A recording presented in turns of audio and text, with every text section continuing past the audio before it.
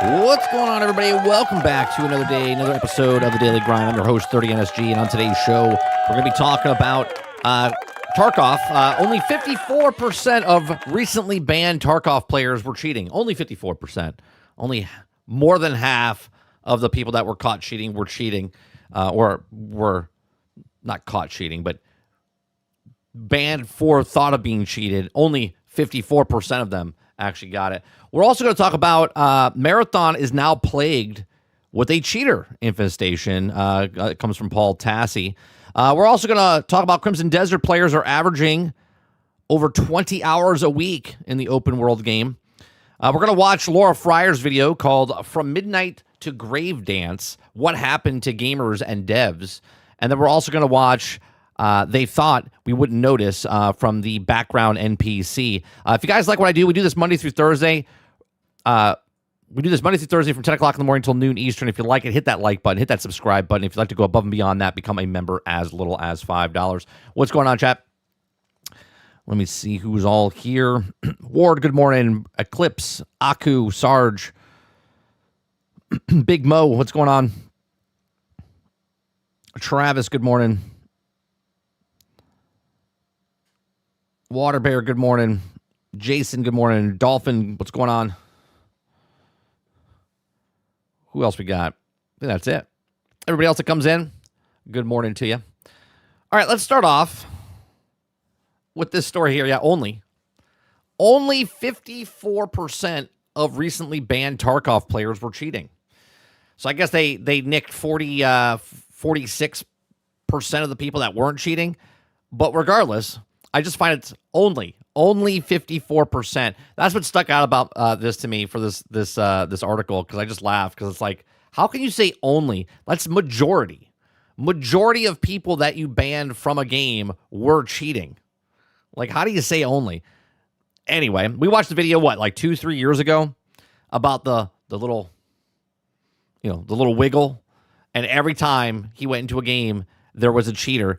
If you guys like what I do, we do this Monday through Thursday from 10 o'clock in the morning until noon Eastern. We just cover news stories, have a conversation. I read it for the first time on chat, give you my thoughts and opinions, then we get your thoughts and opinions as well.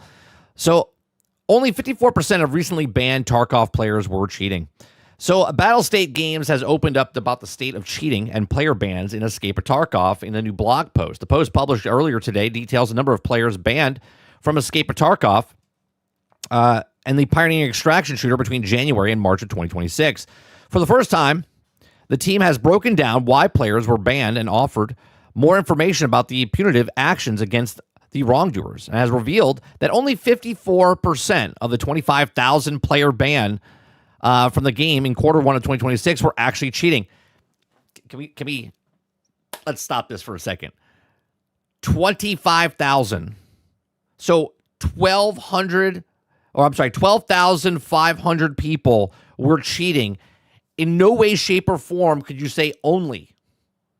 Only 12,500 people were cheating out of 25,000 bans. What's next for Escape or Tarkov? Anti-cheat?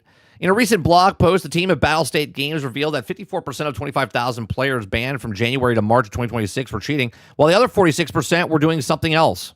What the hell were they doing? Why were they doing something else, but they weren't considered cheating? What were they doing? This includes engaging in RMT from both a buying and selling perspective, and using automated leveling bots, account scripts, and other prohibited software. So they're cheating. So they were cheating. They weren't doing aim bots and stuff, but they were automated leveling. So the other 46% was automated leveling bots, account scripts, and other prohibited software. So only 54%, 12,500 people were actually cheating. The other 46% were doing cheating in some other way. What are we talking? The team at Battlestate Games also tried to clean up a few myths about the Escape of Tarkov ecosystem. He says they confirm ban waves are happening daily.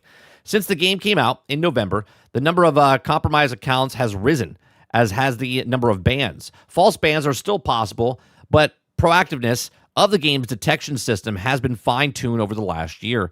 Battlestate Games is not actively chasing cheat developers, because the happy outcome of the legal case can take a lot of time and justify the efforts. Battlestate then confirmed what's coming next, including a TPM 2.0 and secure boot functionality, ensuring cheats cannot go undetected.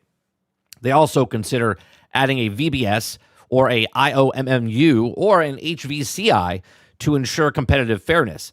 These are security elements that also help Windows secure the kernel against exploitations, third-party devices, and unwanted manipulation.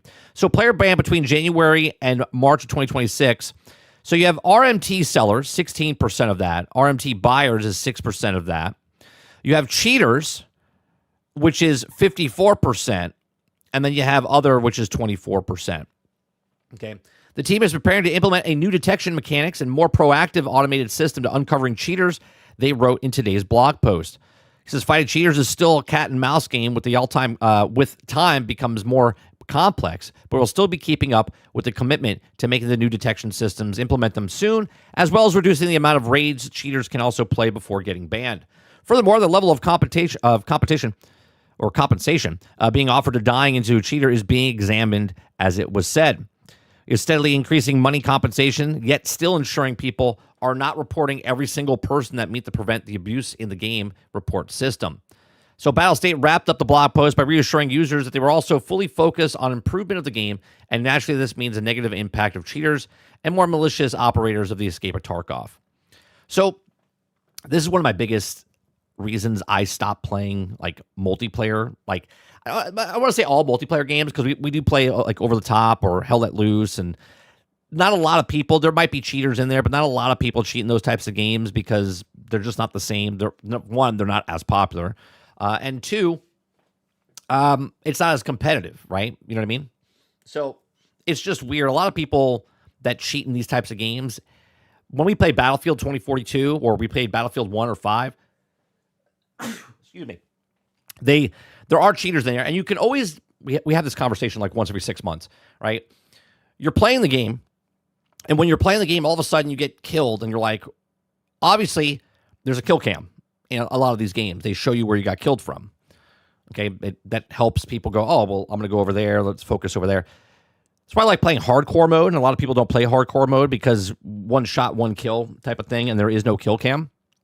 But when people are playing, you see the person that shot you, and you're like, you see the kill cam, and you're like, how did they shoot me? Like, you can literally see them behind a container, behind a rock, and there's no way in any way, shape, or form the angle that they had could see you behind the thing, but they kill you anyway. And we see videos all the time of people doing highlights of, getting caught cheating because they have aimbot or wall hacks or anything else that there's out there.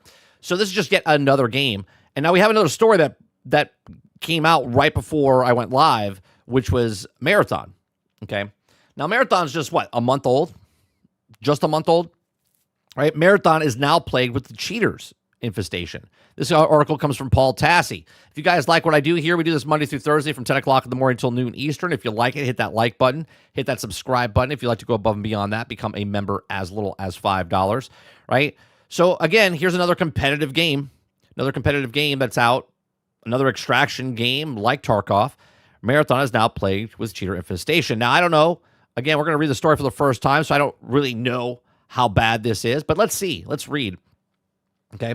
Marathon has faced more challenges than average game. Has it? Has it? I don't know. I think the average game has a lot of problems and a lot of challenges. But they emerge from the other side as a solid, unique extraction shooter, currently attempting to convince a large audience to play the solid, unique extraction shooter. But now that's getting harder due to rising problem in the game. Cheaters. Now, Bungie has come out before I continue reading, and they said, we have the best security for cheating. And maybe they do. But if they did, then they wouldn't be a rise of cheaters inside the game. Cheaters, of course, plague any shooter of some degree. But Marathon's highest modes, especially in the starting to become, riff with them, creating a sense of unease to frustration amongst average players and streamers alike. And they might end up in... Arc Raiders, by the way, has a lot of cheaters in there as well, matched with one or a team, multiple teams. And the problem is that the extraction shooter genre is a much, much more on that line. If you die, you don't just lose the game, you lose everything that you brought with you, potentially tens of thousands of dollars of gear each time you hit the cheater. You might as well just drop all your gear off the cliff. Arc Raiders has dealt / is dealing with this as well as also a huge issue in that game, and that Bungie has prided itself on the idea that it was going to be better about limiting cheating. That's right. They came out and said, we're going to be really good about the cheating this time. At one point, famously declaring that cheating would result in a no-question-asked ban, in contrast to an unannounced three-strike policy over at ARC.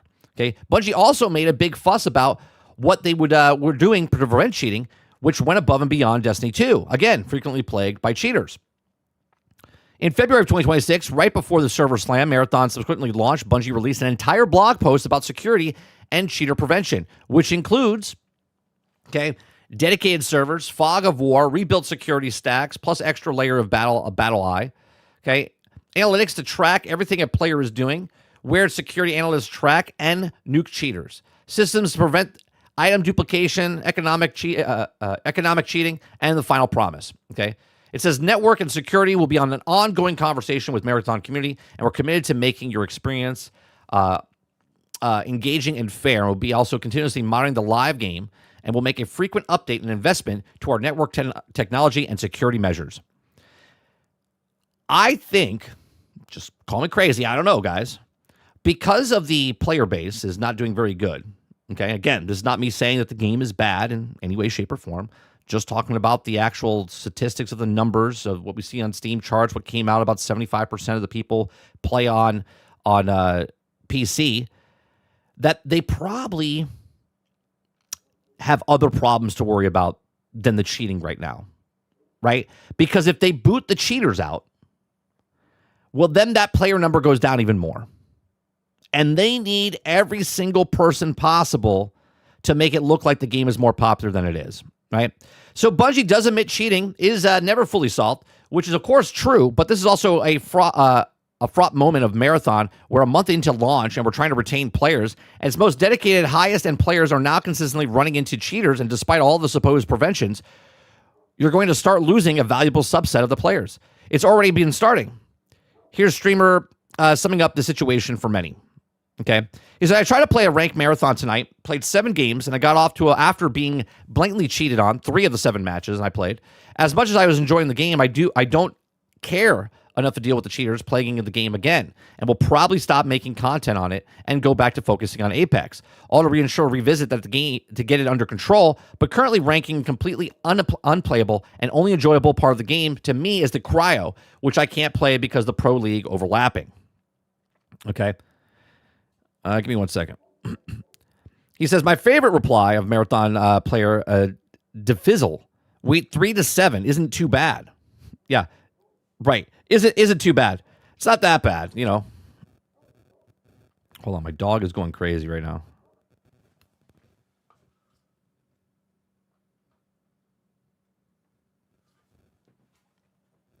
Right, so Marathon has been patching the game rapidly, addressing players' issues, roughly at 10 times the speed, and we've seen it from Destiny 2. But cheating is not a patch problem. It's also a Marathon is seeing as much surge this early on when we're also trying to build up a player base. That's a big problem. Hopefully, Bungie will have some updates to share soon. All right, so you have 2 games, both extractions, or actually 3 games. You could throw Arc Raiders in this. Arc Raiders is being plagued by a lot of cheaters as well. Obviously, Marathon is the newest game to come out. Arc Raiders came out in October, but the cheating problem started with Tarkov, even when it was on PC. Now it came to console and whatnot. They have 54%. We don't know the percentage of Marathon players that are cheating, but we do have the Marathon numbers. Let me refresh this, make sure. Did the servers go down or something? This has got to be server. This has got to be server, right? It's Tuesday. It's probably server because I was like 1,300 people. That can't be. Yeah, this looks like a server. This looks like a server thing. If not, I don't know what to tell you. 8,000. So we'll say it was 8,000 this morning. Seems like it's about 8 to 10,000 every morning. Seems a little lower today, probably because they know the servers. Yeah, I think it's the servers. So this is not a number. We'll look at like a number like this, right? 10 o'clock in the morning, 10,000, 13,000, 13,000. So it's around 10,000. Yeah, around 10,000. That was 8 o'clock, 10 o'clock, 8,000. So about 10,000 people. I would assume, again, just assuming, that there's not enough people playing the game right now, as is. So if they went and tried to, ban the cheaters, there'd be less people there. So they're like, what do we do? And they're just kind of staying quiet. But here's my thoughts. Let me know yours in the comment section down below. What do you guys think about cheating in just PvP games, let alone the extraction games? Is this something that you don't really care too much about? You go in, you play your couple games, you log out, or do you not play PvP games anymore because of the rampant cheating that's been going on? Gaming's being more popular, more people buy the games, and there's more people cheating. Let me know in the comment section. Let me know in the live chat. Please make sure you share, like, subscribe, and if you like what I do here, check out some other videos. Thanks for watching. Give me 1 second, chat. Someone's at my door, so let me go do that. I'll give you a little break and play some music for you, okay?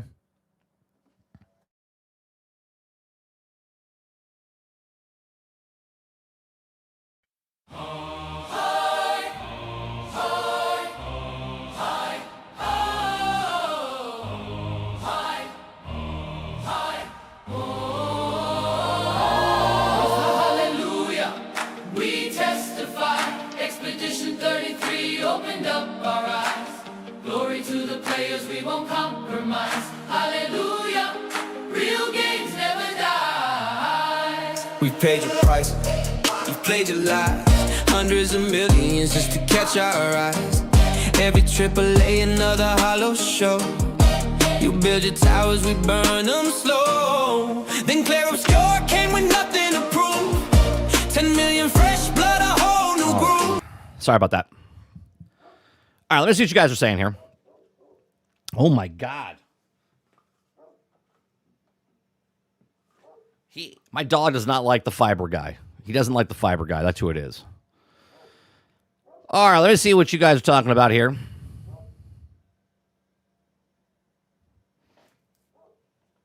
Let me see. Alter says, Arc Raiders, Marathon, Tarkov, all of them extractions and all of them with cheating problems. The reason why extractions have hard time being mainstream.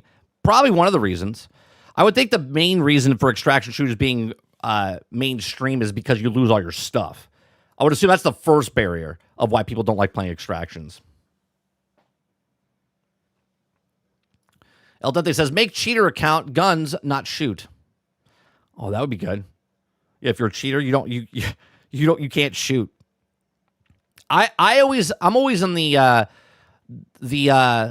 rule of, if you're a cheater, you put cheaters in a cheater server. That way all cheaters are playing against other cheaters. It'll just figure itself out. You know what I mean? What's going on, Jay Breezy? Eclipse says, dude, people are going into space in Crimson Desert. They made a fucking space box in the game. What the hell? What? What are you even talking about? What do you mean there's a space box inside there? JB says they are patching. Okay. I figured that when a number goes down like that, I'm like, it's gotta be a server thing. Is that chat? Do you think the Steam charts are over half or less than half of the player base? No, well, the Steam charts are 75%. 75% of marathon players, regardless if you're looking at don't look at the 1700. 28,000, right? 88,000 all-time peak. 75% is PC.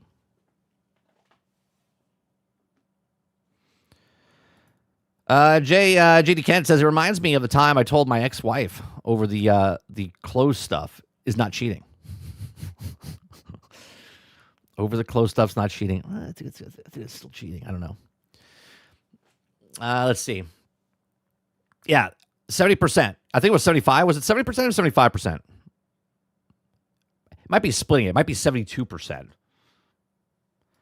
Travis says, I think you're a PvP player and you cheat. How do you not feel disgusted with yourself, 30? I need to bring back shaming people and stuff like this because they don't care. They don't care. There's people that want to play games to have fun. There's also people that want to play games to shit on people. There's also people that come into YouTube just to be a troll, right? That's what they want to do. That's what they want to have fun with. That's what it is.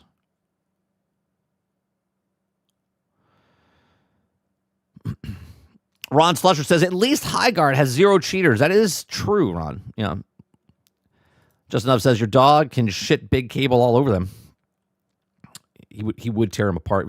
My dog would, if he likes you, there's that brief moment. If he's charging at you, he could hate you.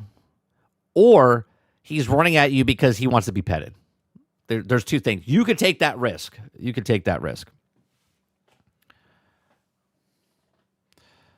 Akka says, I don't play PvP as much because of cheating. The Chronos type devices has also destroyed the PvP industry. Yeah, I don't play as many PvP games anymore, Aku. And that's because it's not really because of cheating, I'll be honest with you. It's just because the enjoyment for me is not there anymore. And maybe in the background it is because of cheaters. Because I'm tired of like I said earlier, being behind something, getting shot and killed, and I'm like, how did I get killed when they show me the kill cam? Let's see here. Has someone made a cheating simulator yet on Steam? Probably. No game should even allow matchmaking between level 5 and level 50. That's more of a game issue. Oh, what did Travis say? Sorry, Eclipse. I didn't forget about. I play PvP, but I'm not complaining. I'm stating a fact that if a person is level, let's say 50, and kills a level 5, you should be disgusted with. No, that's not what it is. It doesn't really matter about your level. Your level is about the time you're putting into the game, right? I don't feel bad if someone's coming in the game and they're new, but if you're killing people, you're not good at the game, and you're cheating, and you think you're good at the game. That's when I have a problem.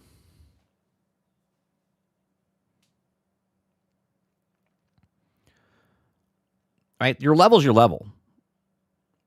Right? Like my level in Crimson Desert is because of the amount of hours I put in. That's what it is. Right? The more you complete, the more time you put in, the more stuff you're going to complete. The more stuff you complete, the higher level you are in certain areas. Right? Obviously, it doesn't matter in a single player game. In a PvP game, this is why PvP games are so critical when the game comes out, right? This is why people jump on the bandwagon super fast when a new PvP game comes out, because you want to get the same guns and unlock certain things, and you want to be in that group that unlocks and levels up, because you're going to get the attachment, you're going to get the scope, you're going to get the certain thing that's going to give you the advantage over somebody else. And if you don't play right from the start, you're hurting yourself, because weeks later someone else is going to max out the stuff. You don't know if you're getting killed by an actual cheater or if you're getting killed by someone that has skill. That's the problem. If you're rocking max upgrades and you kill a new player, that's a dick move. No, it's not. 100% it's not. I understand when it's someone close to you or scale, but attacking a new player, why would it be on the player's problem, though, Travis, what you're saying there? Why would it be the player to feel like a dick if it's matchmaking? Matchmaking is matchmaking. It puts a certain person in the game, not because of level base, because it knows how good you are. If I'm a level 5, but I'm killing 75 guys a match, guess what? It's going to put you in with somebody else to give you a better opportunity. Make it more fair.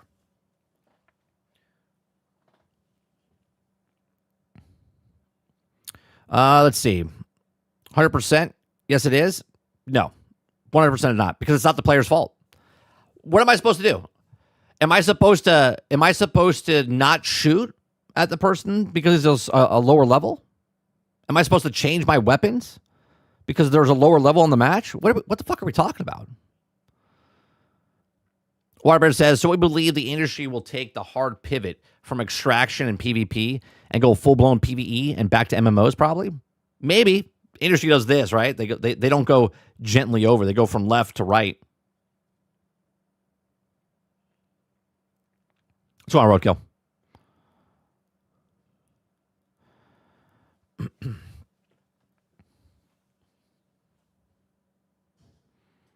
I've encountered some cheaters in fighting games. It's rare, but it happens. JD Kent says, I don't think veteran MLB players feel bad about hitting a home run off a rookie pitcher. Exactly right. That's up. You're playing the same thing. You're up in that league. What are we talking about? You should. I don't feel bad about killing a lower level. That's not my bad. That's the matchmaking going in. Like, what are we talking about? That's a good one, Jay. Can you throw underhand to me? I'm a rookie. Can you just lob it in there? Can we move the fences in?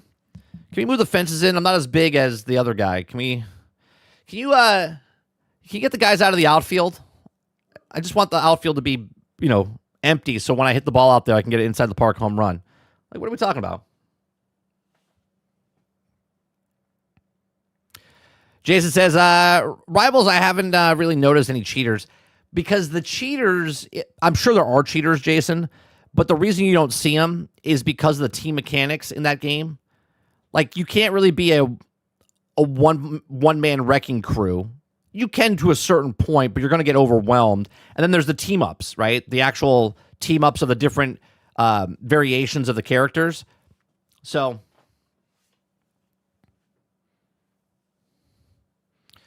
Craig says Pragmatica is going to be good, right? It looks fine. I'm not interested in it, but it looks fine. I mean, you know where I stand, Craig. We never pre-order.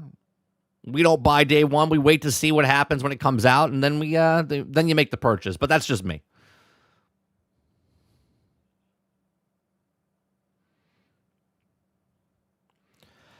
Aku says 30. Yeah, I enjoy a good PvP game. I hate when you also know that they're better than a person, and they use a device software to kill me, and they suck at the game. Yeah, you could tell. You know what I mean? I think the biggest problem, I think, with PvP games is when you do get a cheater, and it happens more and more, and nothing's done with it, which is what the stories are, basically. Rogue says it's going to happen when you start matchmaking. Has to figure out where you need to be. So if you are new, you need to understand that you're going to get shit on a few matches, or you're going to shit on. That's how it does.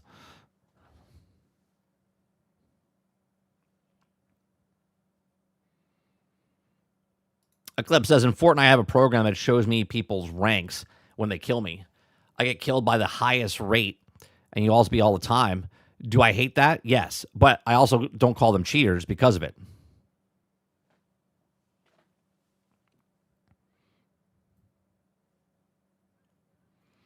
The only reason, if you're buying it for the pre-order stuff, Craig, like if there's a statue or something, then pre-order it.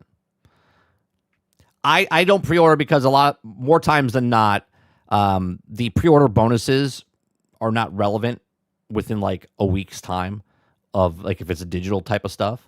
If you're getting like a physical pre-order type of thing, cool. And then not only is the digital stuff like retarded to get, but at the same time, the game is broke or buggy or unfinished. Right. So not only did you pre-order, I'm not saying you, but most of the time when people pre-order a game and there's no physical like statue, something to go with, it's just pre-order bonus inside the game. You never really use the pre-order bonus stuff inside the game, and if you do use it, it's gone within hours, not tens of hours, like hours. And then the game is broken, bugging. You're waiting for a patch and a whole bunch of stuff. This is why we don't pre-order. If you want to pre-order and get a tower from Destiny like Magic did, cool.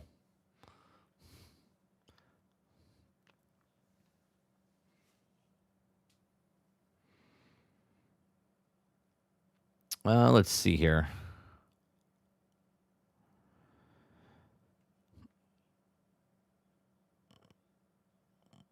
Roadkill says up to 27,000 in silver and gold since I stopped wasting money and only buying silver and gold with all my money. Well, there you go. Good for you.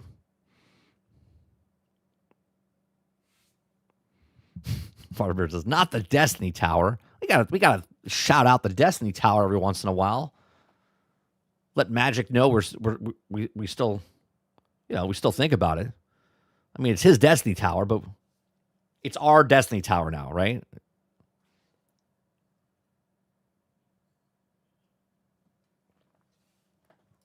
Eclipse says, what value DLC for your fucking game that you won't be able to play in 10 years? Dolphin says, come on, man. I mean, you even sent a picture. You know what? Let's show the audience Because you did it a couple days ago, right? You showed the Destiny Tower. Was it this weekend?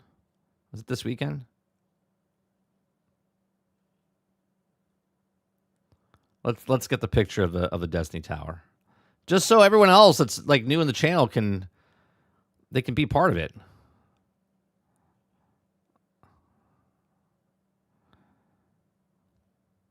You know what? I'll just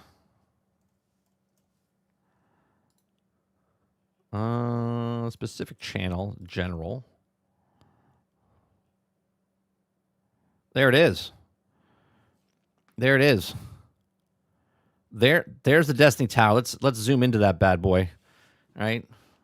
That's the Destiny Tower we're talking about. If you're gonna pre-order something like that, then cool, fine. You know, there's the Destiny Tower. It lights up too. It's got little meeples that you can put up there. Right? If you're gonna pre-order something, make sure you're getting something for it. Not a skin that you don't use.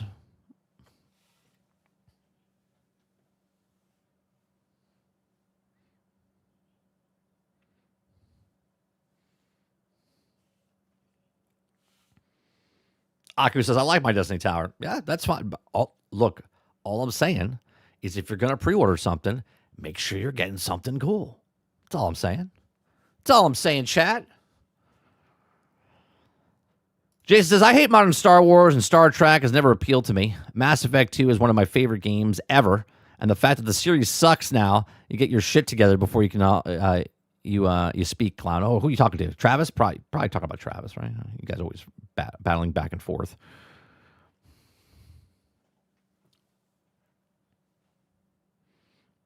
All right. Let's go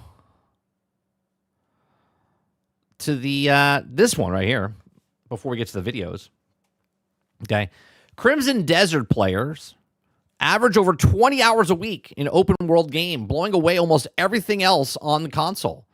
That's some crazy numbers. I'm part of that. I'm over that. I'm double that, right? I was double that. I've been averaging about 40. If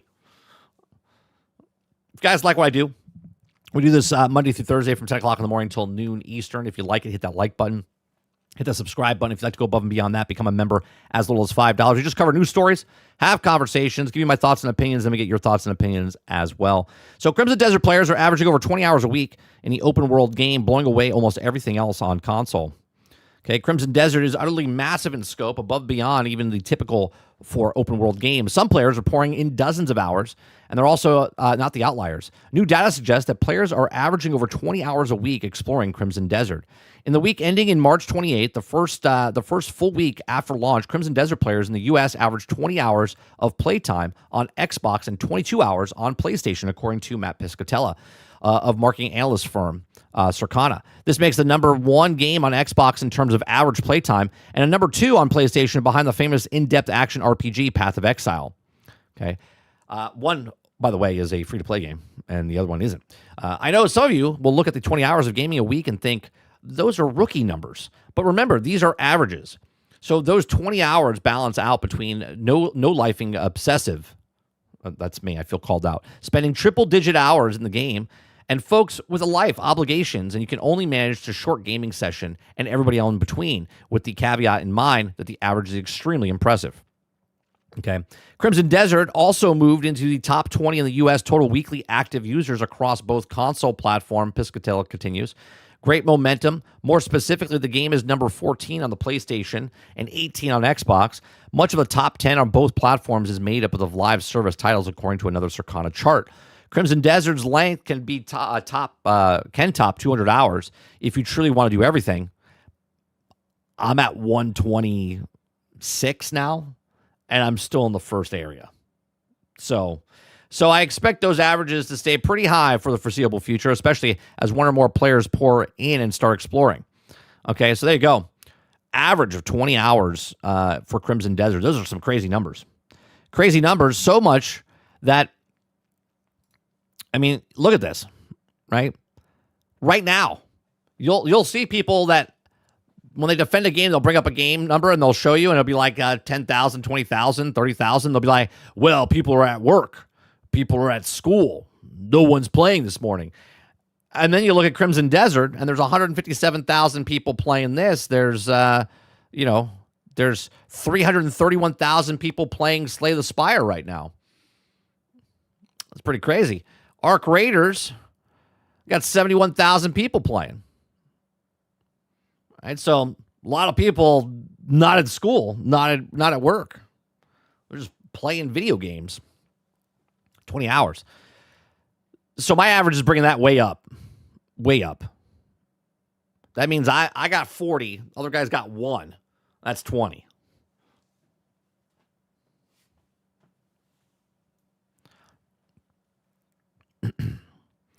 I mean, it's because Slay the Spire isn't big in the Asian markets. I mean, that might be. But to say that, again, if we go to, again, I'm not looking at the 1,700 right now because this is servers down, right? So the average is 10,000 for Marathon. So we're gonna say that the 10,000 people that are playing are in America, or are we gonna say that they're in the around the world? I would assume they're around the world, not just in America, especially since it's PC, right? But Arc Raiders is at 71,000. Escape from Tarkov is at 17,000. Crimson Desert is at 157,000. Slay the Spire is 331,000. I mean, I could pick games that are popular in the United States. I just think it's we're not saying anything about. I'm giving you numbers. I'm giving you numbers of a whole bunch of games. I'm not focusing on just Marathon, right? All I'm saying is when a lot of people are playing, everyone's like, well, there's people in school and work. That's why this number's low. Yet there's other games out there. But then when there's other games out there with high numbers, it's because it's overseas and they're popular overseas. People are going to play the games when they want to play the games, regardless of what the game is my point.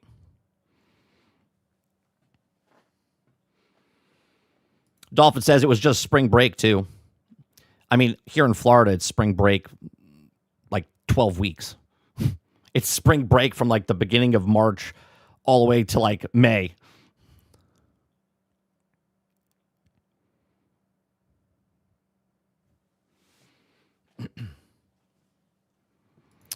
Ray says 30,000 people peak is quick high, but for Sony, I don't think.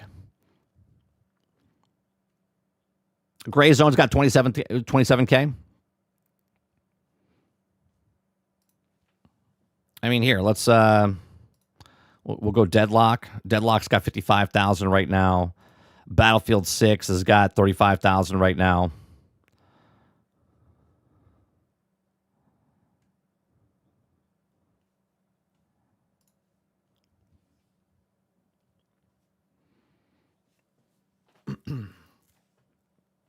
I thought spring break in Florida was just every Thursday. Yeah, basically. Yeah, basically.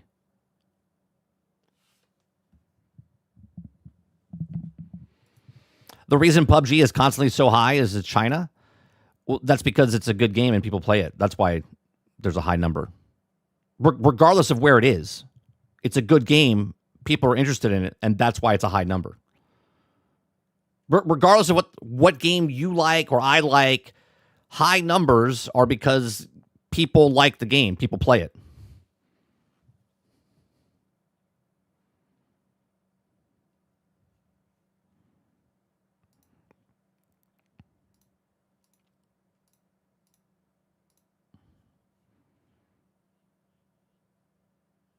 I meant kids in school. Oh, yeah.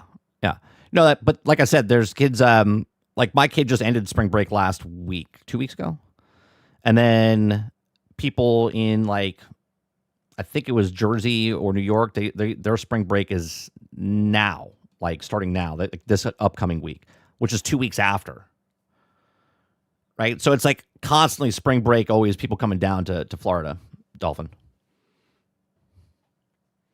Where someone else's spring break's like, oh yeah, spring breakers come here and it's like a 2 week period. Here it's like an 8 week period.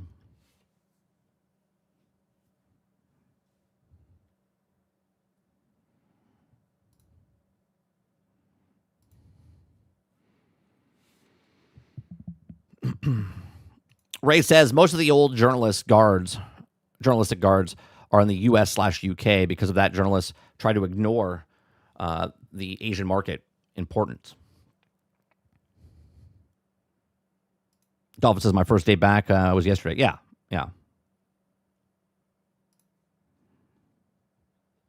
All right, let's go to the first story that or the first video that we're going to watch today, which is Laura Fryer's video talking about from midnight magic to grave dancing, what happened to gamers and devs. All the links are in the description down below. If you guys like it, hit that like button, hit that subscribe button. Go check out Laura Fryer's video as well. All right, here we go. I'm outside the Best Buy in Midtown. It's raining here in New York, but Look at this. You don't see this anymore. Digital games destroyed this, right? Digital games destroyed this. these gamers don't care. They've been out here in the rain since early this morning, and they're not leaving until they get an Xbox 360. Came out, man, I was hooked. Elo tree. What's going on? Remember when a new game dropping felt like Christmas morning for both the players and All these people called out sick the next day. Every single one of these people called in sick the next day to play their video games. the devs? You would have these midnight launches where gamers would line up for hours to be the first to buy a new Xbox or the latest Halo. It was magical. And if a game ended up flopping, no big deal. Better luck next time. But that's not what's happening today. Take Marathon. It launches and it becomes the hill to die on. You have rabid fans attacking anyone with even mild criticism, and haters grave dancing on the game before it's even been out for one day. Bungie That's not just Marathon, though. There's tons of games that people do the same thing for. already had to rush out patches for microtransaction complaints and audio changes, yet I think Marathon gets more beef because of the Destiny crowd. The Destiny crowd that basically funded Bungie for the last decade, over a decade, that they kept dragging them along, right? Because they have a very, very rapid fan base, right? People that loved Bungie in general because of Halo and stuff, but Destiny over the last 10 to 12 years, there's a lot of people that were upset because Bungie stopped supporting Destiny. They took content out. They didn't support the PvP, right? And then they decided that they were going to make this game instead of continuing on to Destiny. So I think Bungie curated their own demise with their own fans because they stopped, supporting, even though they're still supporting Destiny, but it's minimal viable product, right? It's a minimal viable product for Destiny, and now there's this. So you have the Destiny guys going, I hope it fails.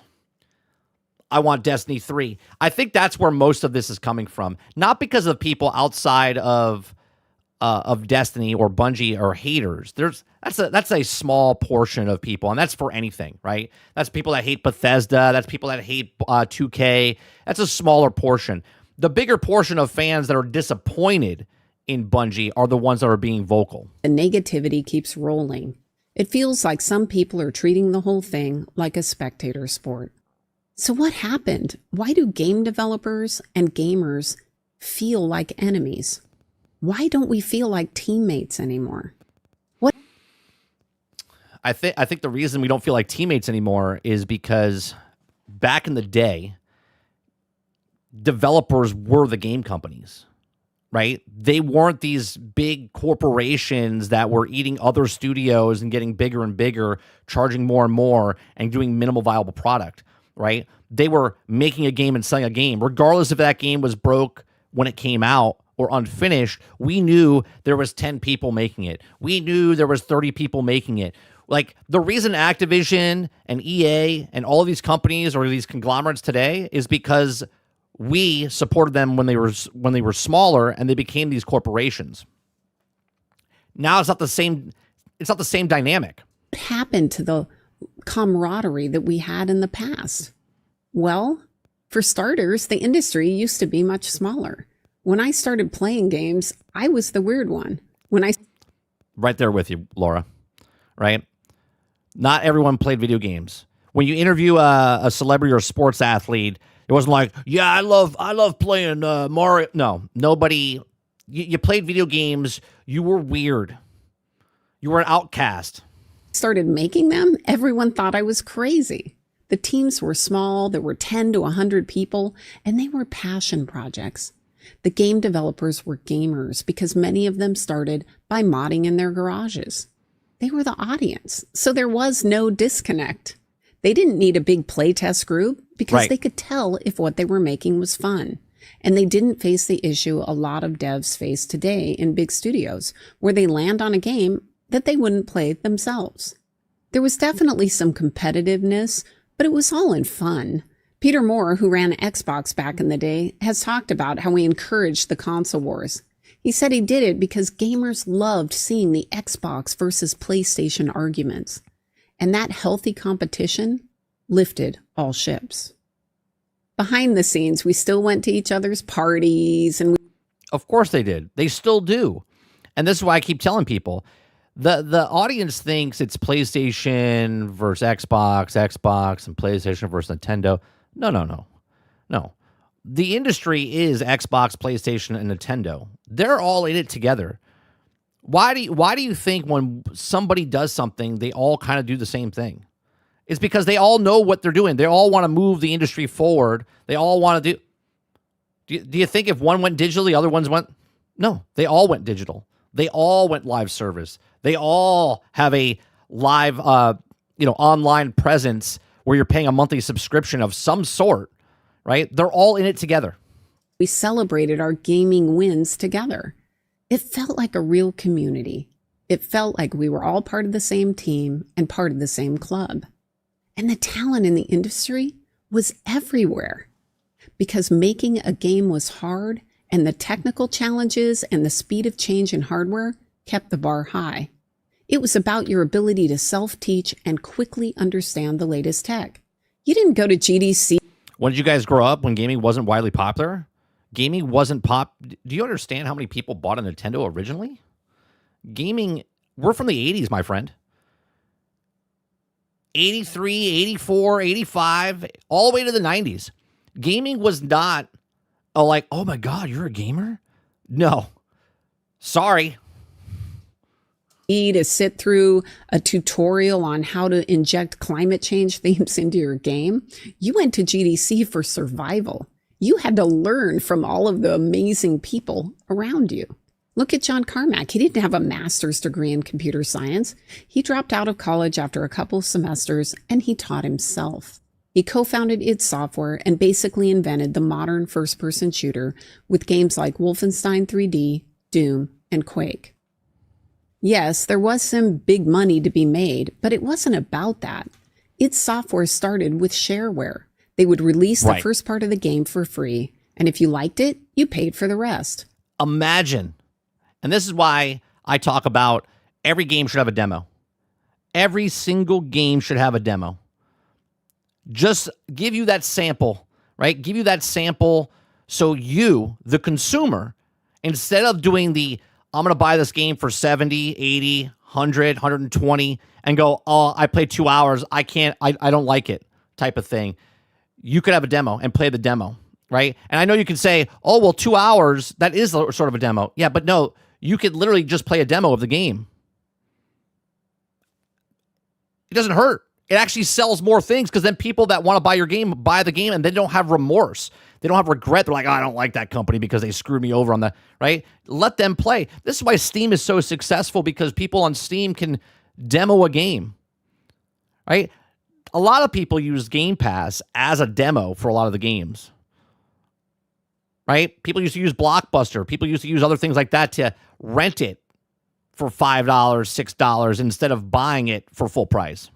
That's how Doom spread like wildfire and made them successful without giant marketing budgets. And then everything started to change as games moved from counterculture to mainstream. Of course, back then, most people had no idea who actually made the games. Most game developers were basically anonymous. A video store. If you really don't know what Blockbuster is, Jay Breezy, it's a video store, like a Hollywood Video. You don't even have them nowadays. Is there still video stores like any company? No, it's like Netflix, but you had to, instead of renting a subscription model, you were only renting one game. John Carmack and John Romero built Doom and Quake, but outside of hardcore PC circles, Most gamers didn't even know their faces, and they were easily the most famous game developers back in the day. You didn't see devs on stage giving interviews or posting daily updates. You didn't know their names or what they looked like. The game was the star. Gamers bought it, they played it, and if something was broken, they posted it on a forum or they sent an email. They let the games speak for themselves. Back then, developers were in the trenches making the game, and the players were on the other side enjoying it. There was distance, but it was a healthy distance. That anonymity had real upsides because it allowed the devs to focus on the work instead of managing their public image. It also meant that when players gave feedback, it usually felt like it was coming from fellow gamers, not enemies. The press were the gatekeepers back then, but reporters mostly focused on the game, not... Right. Reporters reported on the game, not their opinions on the stuff of, right? They just talked about the game. Personal questions. Right. There were some disadvantages because these gatekeepers weren't always fair. I remember when I was working on Gears of War, I also was working on Zoo Tycoon, and no matter how good Zoo was, it usually got lower review scores because it wasn't a hardcore game. So you'd have these outlets who were mainly focused on shooters having to do a review of Zoo. They don't like the genre. And that's the biggest problem with media today, right?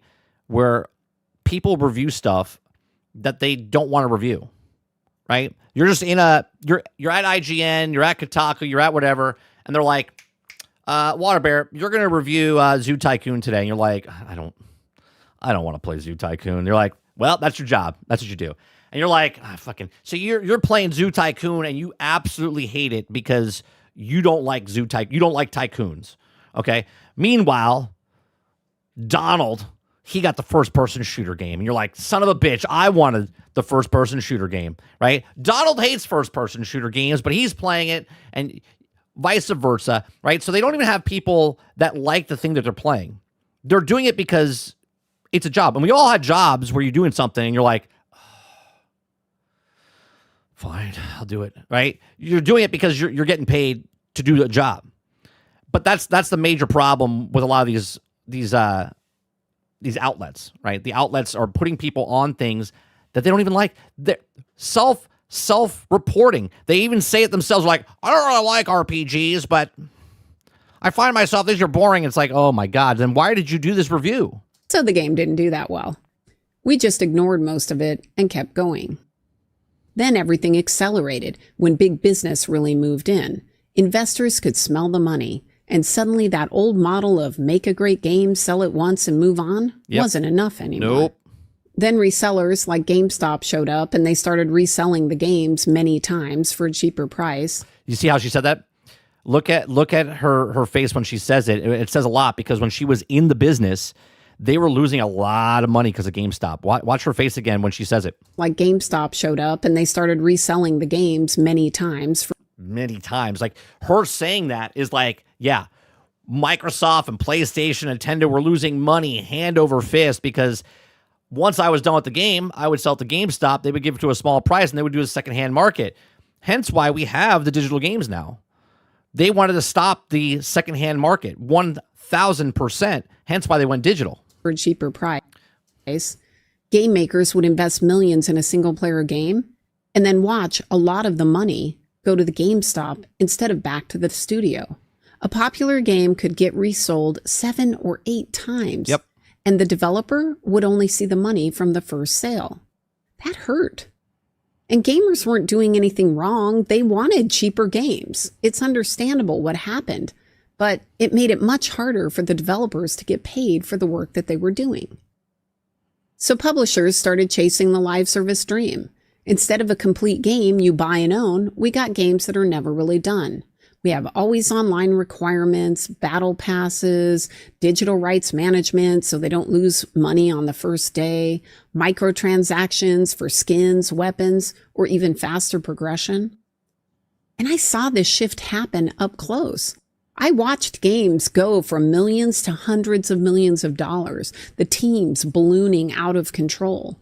The pressure changed from make something fun to you're going to have to hit these engagement metrics. Right. You have to come back. You have to have 100,000 people log in daily, right? You have to have the average person put in 3 hours a day, right? This is the metrics behind the scenes of what they want people to do. And these particular revenue targets. Devs who just wanted to pursue cool gameplay, they started answering to spreadsheets. And the players felt it. You don't really buy the game anymore. You license access to something that can disappear if the server shut down. A single player experience with always online checks, loot boxes, and time-limited events. And games started to feel a lot less like entertainment and more like a job with optional spending you could check in. You got to check in, do your homework, right? Do your honey-do list inside the actual video game. do. Look at what happened with entertainment and more like a job with optional spending you could do. Look at what happened with Concord. It launched with huge expectations, it cost a fortune to make, and it shut down within a couple of weeks. Gamers see Less than 13 days. 13 days. these expensive live 13 days, not just to shut the game down, but the studio and everything gone. 13 days. service experiments that nobody really asked for, and when they flop, a lot of people cheer. Not because they hate the developers who made them, but because it feels like the market is finally hearing gamers' voices. And those voices are saying, no, I'm not going to be an endless wallet for you. Gatekeeping has been part of the problem too. It started with game journalists and then moved to streamers and YouTubers. Game companies understandably want to control the message, so they offer early access or they pay the creators directly. It's hard for creators to make money on content, so many of them get lured in. 100%. 100%. This is where people become shills and whatnot, because they're trying to make this work, and then they're like, oh, someone approaches to them for the first time. They're like, hey, we'll pay you yada yada amount. Let's say it's like, I don't know, $2,000 to play our video game. And they're like, $2,000? And they do it. And then they think, because, well, they're just doing what they're supposed to do as a content creator. They're like, I'm just trying to put a roof above my head or whatever. But they forget to say, and this is why YouTube changed the way that it's done, right? You have to announce when you're being sponsored. Before, people wouldn't tell you. They wouldn't tell you on purpose, because they were getting money on the back end, but they didn't. So they made it a law. They made it a rule, okay, that you have to let people know when you're being sponsored. We saw this clearly in 2016 when Warner Brothers settled with the FTC for paying influencers to post positive videos for Middle-earth: Shadow of Mordor without proper disclosure. Right. Warner Brothers settles FTC charges it failed to adequately disclose it paid online influencers to post gameplay videos, right? And then those people didn't say it out loud, right? Millions of views later, gamers felt deceived. This is big business. Of course, they're going to protect their investment, and that erodes trust even more. And that's the problem. The gatekeepers often make gamers feel like something is off. At best, they look out of touch. At worst, it feels like they're lying to us. Well, because it feels like they're not out of touch. It does feel like they're hiding something, right? Think about, what was that thing, The Day Before? The Day Before came out, they showed it for like 2 years, showing you what The Day Before was. We all looked at it and said, oh, it's like Division. It's an open world. Right? Everyone was seeing it. And then as it got closer and closer, they wouldn't say anything. Right? And the gamers started asking. They're like, what is it? Right? And they didn't say anything. And it got closer and closer, and they're like, it's coming out. Everyone's like, yeah, it's a real game. Right? And then it wasn't. Right? That's another notch out. That's another, I'll make a board game analogy. Are you ready? It's like Jenga, right? Like the gamers are the tower. Okay? And every gamer every game company slowly removes a block, right? And that's the trust of the gamers, right? And as one company removes a block and another company removes a block, it becomes less stable, because you're now shitting on the people that made you successful in the first place, right? And then you start to lose trust. You start to lose the goodwill, right? And it might not have been 2K, but 2K gets the blunt force of it because of the other companies before it. It might not be Ubisoft, but it was what happened ahead of time, and slowly and surely it starts to erode what the trust is. Look at Dragon Age the Veilguard. Okay, critics gave it an 84 on Metacritic. Users, a 4. Right. So there's another block removed from the Jenga block, right? Reviewers tell you it's a 9, right? They're telling you it's an awesome game. But then people bought it, play it, and they're like, the hell is this? Right? And they're like, well, there goes that trust. Compare that to Crimson Desert. It faced heavy backlash over the AI art issue and got hammered by some.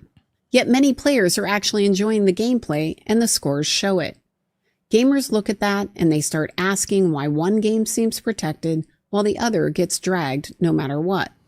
And then there are the game developers that sometimes feel threatened on social media, so they lash out and try to control the narrative. And a lot of times they don't realize how out of touch they are with the actual people buying and playing their games.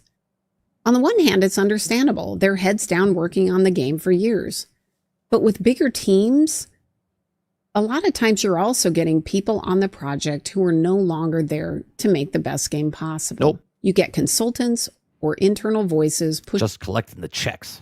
pushing priorities that have nothing to do with fun. Take the art director on Avowed. When he was challenged about some of his creative choices, he posted that he so badly wanted to make Elon Musk mad with it. Yeah, this guy that did Avowed, the art director, him coming out and doing what he did was so stupid, right? If he just stayed quiet, right? It's one of those things like what Jason Schreier did for the Chuds. And then when Veilguard didn't sell well, he deleted his post because he knew he was stupid to saying what he said, right? Well, the internet doesn't forget, okay?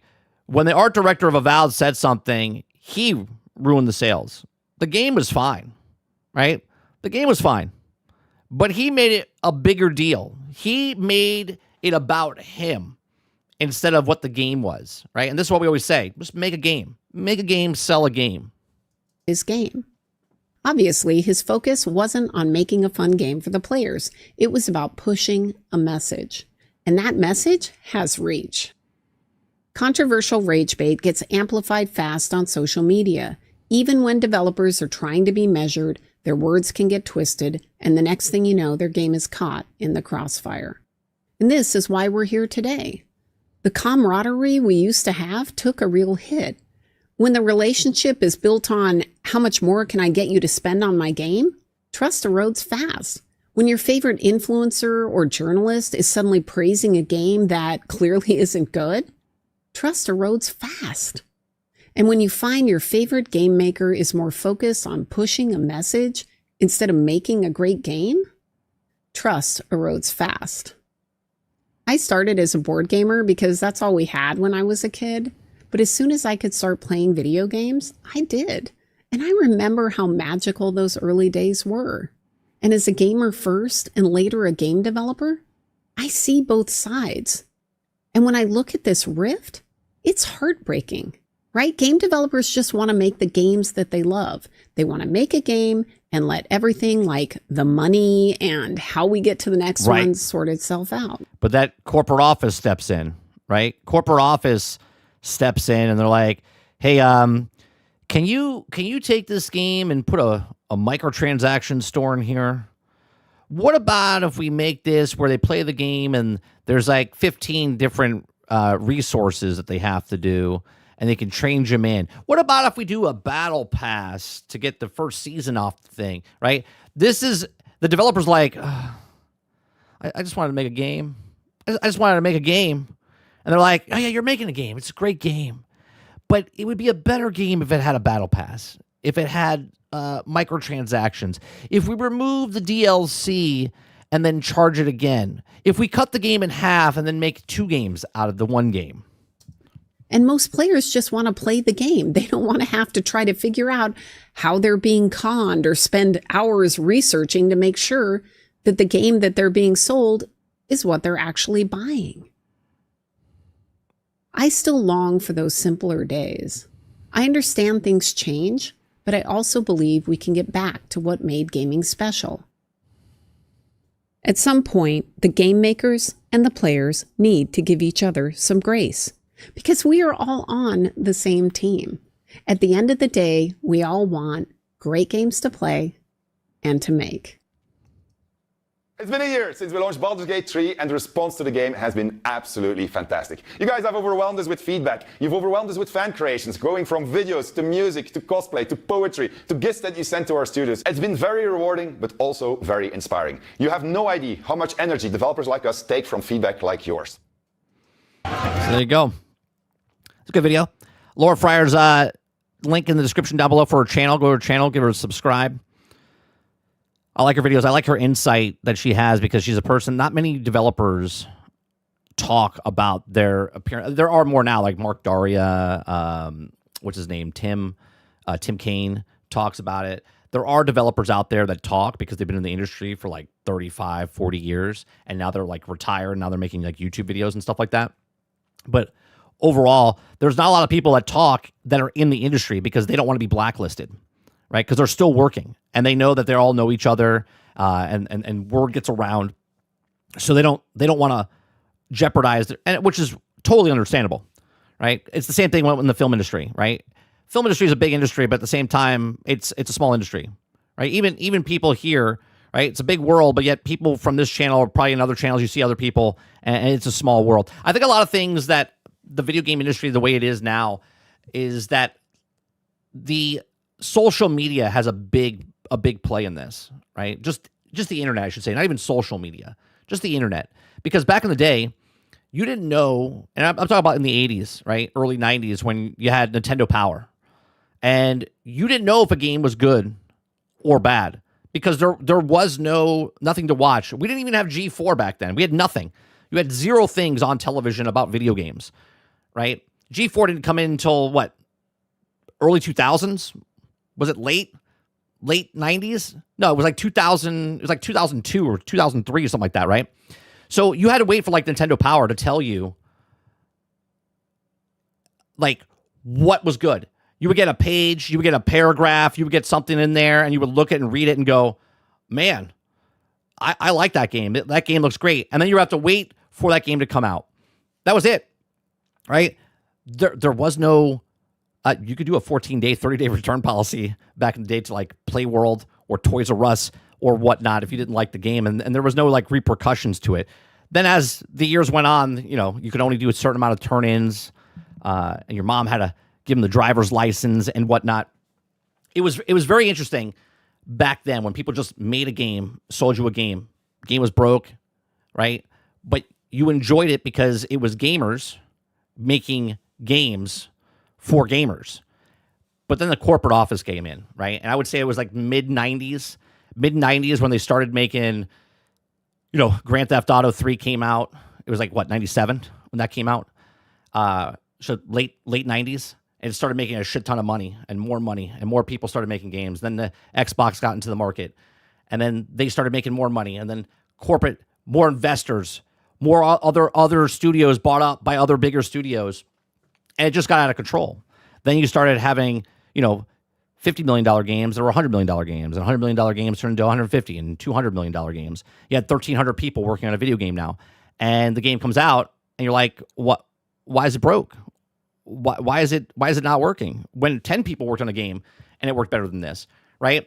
As they push the envelope of what the graphics are and then the competition of the consoles, they did this to themselves. It's not just us, right? The corporations did this to themselves and made and eroded the trust of the gamers that were giving them money.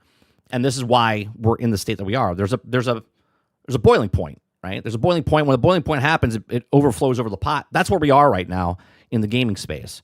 You have people that didn't give a shit about video games, grew up, got money, and then invested in video games. You had people that were the nerds and the jocks, and some nerds, became very successful. Some jocks became very successful. They're like, oh, I used to make fun of somebody that used to play video games, and now they play video games themselves because why not? They're fun, right? And then it became a super conglomerate business. It's bigger than any combined. Right? You take all the other pieces of entertainment and gaming just dwarfs it. And that's where we are now, right? This is why you have Embracer Group buying, 140 different studios, whatever it is, right? This is why you have EA buying up companies and then destroying them. This is why you have Microsoft buying companies and destroying them, right? We call them Unicron here, if you guys are new in my channel, right? If you guys ever watch Transformers, Unicron eats planets, okay? Just destroys it. It's like nutrients, right? These corporations do the corporate salute. They have to make money all the time, and they don't care who they destroy in the path, if it's customers or if it's the actual studios themselves or the developers. They just eat the company, chew it up, get all the nutrients out they can get out of it. If they take some developers and move them over to other companies and other studios, or the IPs, keep the IPs, and then just destroy the company, and they move on, right? That's the way the industry is now. And because of social media, because of the internet, because of the stuff, more people are aware of what's going on, right? That's what's happening. All right, let's see what you guys are saying in chat. Let's see. Scroll back up here. Jason says, them sucking has nothing to do with being popular. The Mortal Kombat movie made bank, and the Street Fighter movie did too. Oh, you're talking about the original ones. The fact that the IPs were so popular that they made money off them in film. It says, how is anyone even suggesting the era of Pokemon GoldenEye, Mario Kart, Mario 64, and Final Fantasy were not mainstream? Who said they weren't mainstream? Do I have to scroll way back up? Who said they weren't mainstream? The children, for sure. They're probably thinking gaming took over with Call of Duty. The amount of people that played video games. Hold on a second.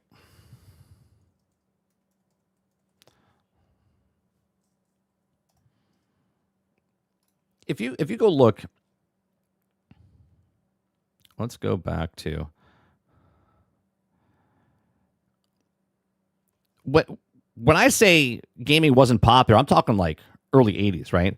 If you look at the gaming, if you look at the sales chart back in the day, okay, when we're talking 1976, 1977, Atari, look at this number.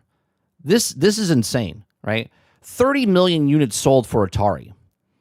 If you look at all, that's a 2600, right? Every system after that, okay, 3 million, 2 million, 3 million, 2 million, 1 million. Then you get to Nintendo, right? You get to Nintendo, 61 million.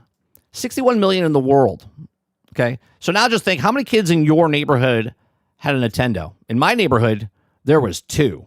Us and somebody else, right? That was it. Nobody had what you look at today, right? Where people owned like 3 consoles, 4 consoles of different ones. Okay. Sega Genesis. Okay. 2 million. Sega Mark Master System, 10 million. Oh, sorry. That's not the Genesis. Sorry. Right.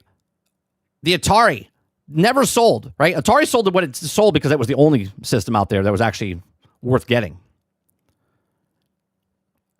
Right. Not until, look at the Game Boy Color and stuff like that. 118 million. That's 89 and 1998.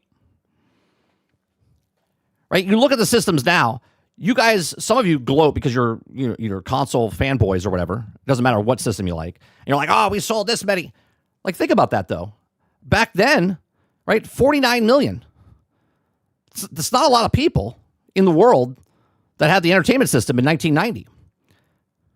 Right? Then you get to mid-90s. Then you get to PlayStation. PlayStation with the discs, man. When they came out, 1994, and I said mid-90s, right? 102 million, right?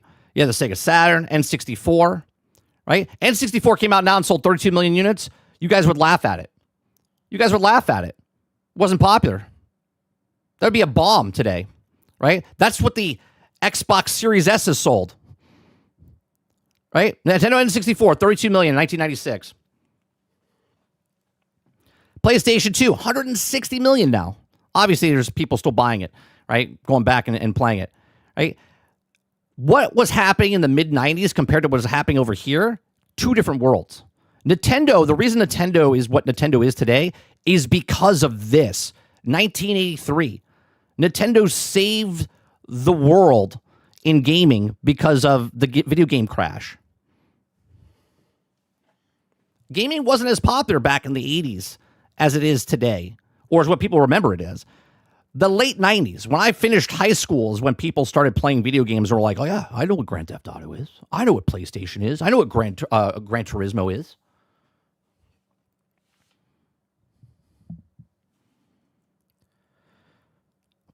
Snarly says 30 constantly has some of the dumbest people in chat ever seen on the internet. No wonder these guys got beat up. Roadkill says, when I was a kid, I don't have bad experience with any video game. I don't think I ever thought a game was bad during the Sega or Nintendo era. No, because, well, one, when you were a kid, you didn't buy your own games. Right? You didn't buy your own games. You were gifted games. There's a difference when you get gifted a game and when you buy a game yourself.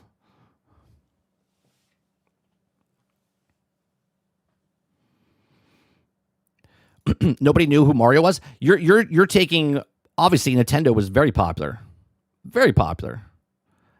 for then, but compared to now, the completely different world. If a system sold 61 million units today, you would say it's a failure, and we know that because Xbox has sold less than that.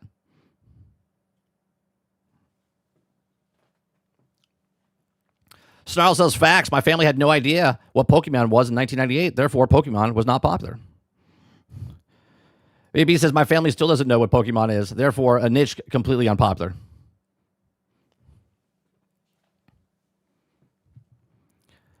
Let's see. I don't know who said that gaming wasn't popular in the mid-90s, because that's when it turned. When I said gaming wasn't popular is when we're talking about 80s to the mid-90s. When the PlayStation 1 came out, that's when shit changed. Graphics changed. That's when Grand Theft Auto went from top down to all of a sudden 3D, and you're like, holy Christ.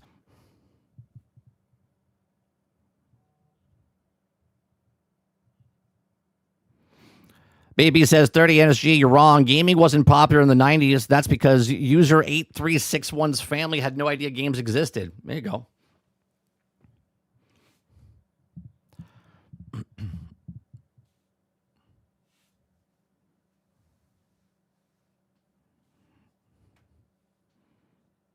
What's going on, Hero?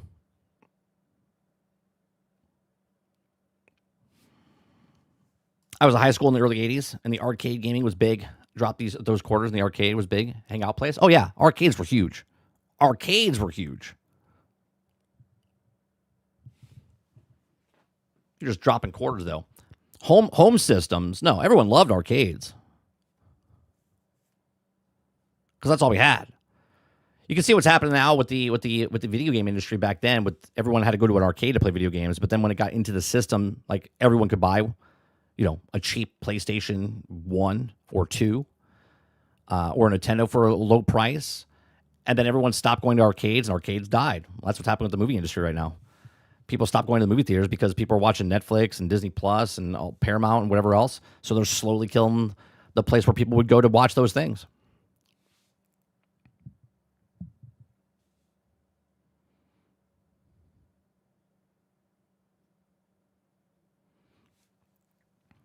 Hero says, gaming in the 90s was crazy. I remember a time when people were trying to cancel Mortal Kombat for Killer Instinct. I don't remember that. They were trying to cancel? Why were they trying to cancel? I remember the stuff in the Grand Theft Auto space with the politicians and stuff with the coffee code and stuff like that. I don't remember Killer Instinct and Mortal Kombat being canceled. What are they being canceled for? Did anyone try to cancel anything back then?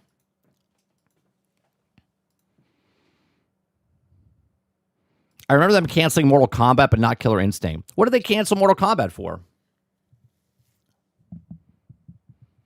Refresh my memory. Mortal Kombat exclaimed it was way too violent. It was ruining the youth of America. What year was that?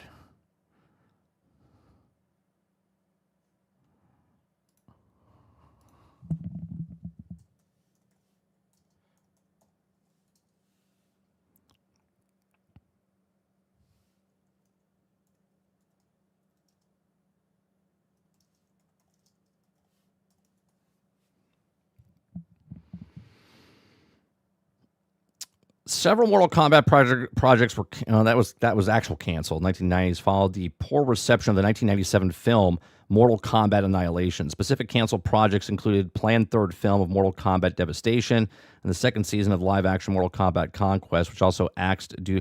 Yeah, so they're talking about actual like canceling projects. Congressional hearing in 1993-1994, while not a cancellation of the franchise, Mortal Kombat faced massive pressure from the U.S. Senators, Joe Lieberman, for violent content. The moral panic forced the creation of the ESRBA rating system. Well, there you go. I didn't know that. I didn't know the rating system, the ESRB, got made because of Mortal Kombat. There you go.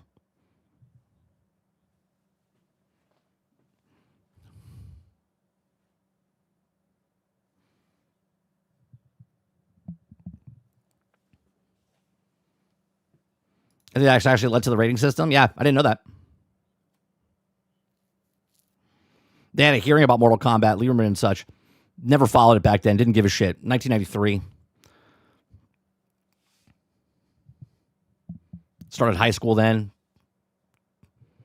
Didn't give a shit.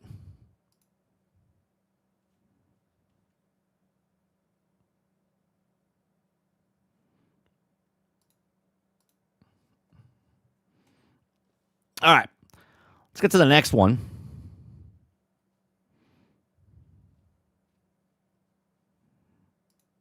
Next one is from the background NPC. Her video is They Thought We Wouldn't Notice. So let's watch this. Links in the description down below. If you like it, go over to her channel. Give it a like, give it a sub. Crazy amount of whiplash. I went from not paying attention to negative journalist reviews for Crimson Desert to getting a little concerned when initial player reviews started sounding eerily similar to watching the Pearl Abyss stock drop 30% to then finally buying the game myself and having an absolute blast with it. But on the exact same day Crimson Desert launched, Fortnite dropped a new season, and then a week later, Epic fired 1,000. That was crazy. We talked about that 2 weeks ago, right? They drop a new season and they fire 1,000 jobs, like, because they weren't making enough money. They just took $1.5 billion from Disney. They took another $2 billion, whatever, from Lego like a year ago. Right? They're like, we just don't have enough. And then Tim Sweeney says, "Oh no, I didn't fire them. I let them go, like freeing cats or birds into the wild, so other people could pick them up." It's crazy, Tim. People. Now, I have witnessed 2 stories about ambition in gaming this week, both with very different outcomes, and I think the difference comes down to 2 big things that we always talk about. Who are you actually building your game for? And when those people show up and tell you what they think, are you even listening? Before we get into all of that, let's catch up on a few things. Sony just announced that the PS5 is going up by another $100. And did you guys hear that Nintendo might be raising the price soon? They might go up like $50. And then the Legion Go went up $1,000 or something like that. It's like a $2,000 machine. Like these corporations, man, it's mind-boggling. Meaning the PS5 Pro is now $900. Their second price hike in less than a year, but don't worry, Sony is merciful to us paupers. If you cannot justify dropping that amount of money on a console, you can always just rent it. Don't lease your consoles. For the love of God, people. Do not lease a console. Because like a streaming service, at the end of your lease, you do not own your system. PlayStation via a monthly subscription service if you live in the UK. It is still so early in the year, and already there have been so many layoffs. Crystal Dynamics just had their 4th round in 12 months. Battlefield Studios cut staff after their big launch last year. Ubisoft gutted Red Storm Entertainment. Riot let 80 people go. Jesus. And Sony shut down Bluepoint, which I personally will never forgive them for, because the Shadow of the Colossus remake was a masterpiece. And speaking of layoffs, let's go ahead and talk about the big one. She's already taken, Tarnish. She's married. Found out days ago that Epic Games was letting go of 1,000 people after already letting go of 16% of their workforce back in 2023. Their statement said Fortnite engagement has been declining since last year and that they are spending significantly more than they're making.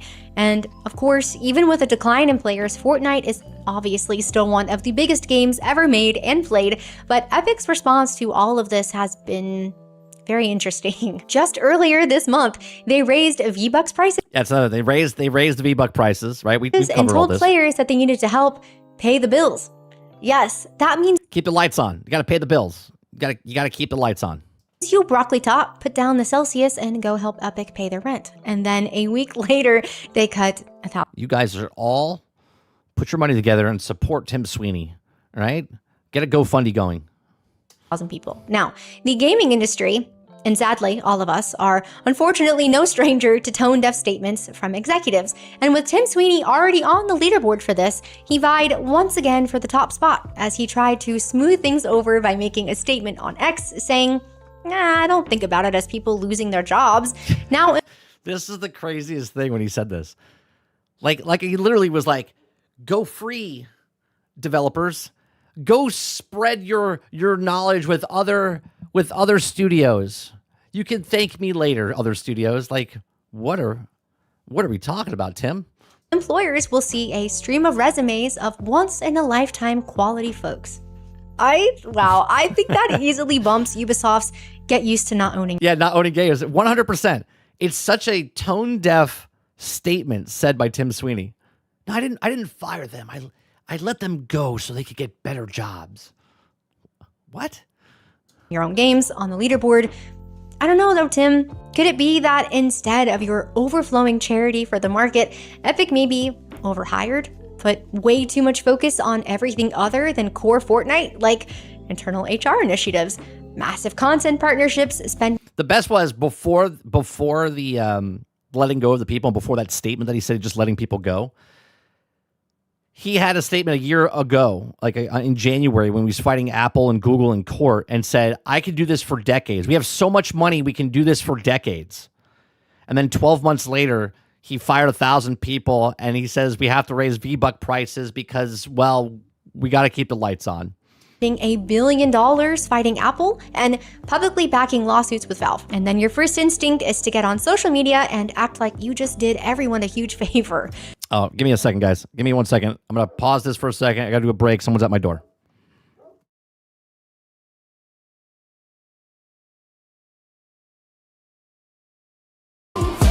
No stars, no gimmicks, just hard and fight. And suddenly your rules don't feel so right. Hallelujah, we testify. Expedition 33 opened up our eyes. Glory to the players, we won't compromise. Hallelujah, real games never die. We're done with your greed, done with your hype. You lost our trust, we took back our lives. All right. Sorry about that. Give me 1 second. Let me put the video back on. All right. Let's continue, shall we? Meanwhile, Gabe Newell continues to just live out his meme of do nothing and win. With this layoff, though, they are also shutting down 3 different Fortnite modes, and for what it's worth, I actually was kind of surprised because their statement that they put out was fairly honest. They said they failed to build something awesome enough to attract and retain a large player base. But they don't want to sell it because no one's qualified enough to make the game that they were making, is also basically what he said. And with all of this, I just kept wondering, how did Fortnite get here? There was a time when it seemed like everyone and their mother was playing this game, and it caused huge players in the industry to chase the live service model for years because of its massive success. Studios have been gutted, games have been redesigned, entire companies have pivoted to chase what Fortnite originally built, and now... I like what Tarnish said. Tarnish was like, "For the death of my hands." He said, "Tim ain't getting a dime from me. This launcher will never touch the PC as long as I'm operating it." You're going to write it in your will. You'll be like, "To my son or daughter, I pass my PC," which he says, "you will never, ever be able to put Epic Game Launcher on your PC. Otherwise, you lose everything." Even Fortnite themselves is having a difficult time. The thing that everyone was trying to emulate is now struggling itself, and it was not for lack of ambition. Epic had plenty of ambition. They have just been pointing it literally everywhere else except at the people that play their core game. So Fortnite shows us one side of the coin, but what does it look like when all of that ambition actually has a target? Well, that brings us to Crimson Desert. Originally, Crimson Desert started out as an MMO prequel to Black Desert Online, and somewhere during the 7+ years of development, Pluribus scrapped pretty much their entire direction for the game. No live service, no multiplayer, although that might be coming now to be determined. Just one massive single-player game with all of their ambitious ideas. And there's still people going, but right now, right? Even though the game's out, even though you could put 200-300 hours into the game, they're like, yep, but they could still put microtransactions.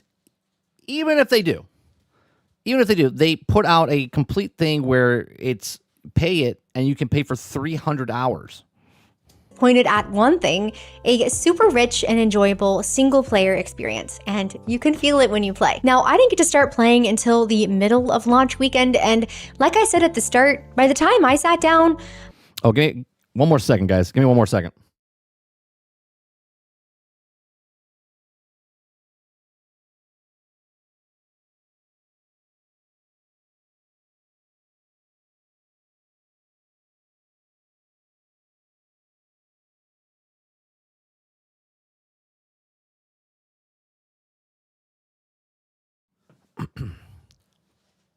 I'd already seen a lot of the discourse. Mixed reviews, controls complaints, people saying that it was too hard or too clunky, and outside of like the Paul Tassies at Forbes, I felt the critic reviews were being weirdly nitpicky. Even at this point, after the massive quality of life patches, some journalists just seem committed to hating this game. After getting some time... I mean, there's a lot of people pick the game of choice. If it's your game to hate is Crimson Desert, if your game's to hate is Marathon, if your game's to hate, right? You can, if you want to hate on like Veilguard because they were trying to push a message, cool. I don't remember Marathon trying to push a message. I don't. Right? They just made an extraction and they happened to have art raiders, you know, where they stole someone's work and got caught for it. Okay, which is completely different than trying to push a measure. There's no message, right? In Marathon, there's no message in Crimson Desert, right? It's just they've made video games. Both of these games are good, right? They're not Veilguard. They're not. What was that other one? The one that was really bad. The one where it was like an indie game. It's like 7 people played it. Whatever. Like these are not those games. In myself and sitting at around 30 hours now. Were some of the initial complaints valid? Sure. A little bit, yeah. There is a real learning curve. The controls are not always the smoothest, although But that's their choice. They weren't broke. They just were different controls that people had to get used to. I do think that argument has been blown out of proportion. Correct. Just a little bit. But I've noticed that Cliff doesn't always grab a ledge when he should. I had a whole lantern quest that fought me for 20 minutes straight because I did not realize that my weapon had to be sheathed in order to... Yeah, there's little tweaks like that. Like if you want to do fast travel, you can't be on a horse and you can't be on the actual pad itself to call your horse. Now they fixed that. But like little things, you're like, well, how come I can't call the horse? Or if you happen to be moving, when you hit the pause button and you try to fast travel, you can't do it because it says you're not able to do it. And it's like, okay, so you have to unpause, wait for the movement to stop. Once he's completely stopped, then you can pull it out properly. And I am not a puzzle girl, all right? So some of the harder ones have made me feel pretty dumb, and I have accepted my skill issue. That's but right. Even with all of that, I am still having a blast. If you only listened to the discourse at launch, you would genuinely think that this was some type of cyberpunk all over. Right, which it is not. Not even close. It wasn't a Fallout 76. It wasn't a Cyberpunk. It wasn't a No Man's Sky. It wasn't a Battlefield 2042. But people are lumping it in that same category, and you're like, that's not genuine. Over again, like this game was utterly unplayable, and that was just not the case. Now, this is not a game for everyone, but for people who do enjoy this type of thing, it is incredibly fun. Combat, climbing, puzzles, taming animals, wrestling, crafting, companions, a genuinely massive open world full of fun things to do, and everything is all working together to make the game as fun as possible. And that right there is the difference. While Epic was scattering Fortnite across numerous different games and directions, Pearl Abyss was pouring everything into making one specific thing as good as it could possibly be. And you can tell because it pops up in all of the little stuff.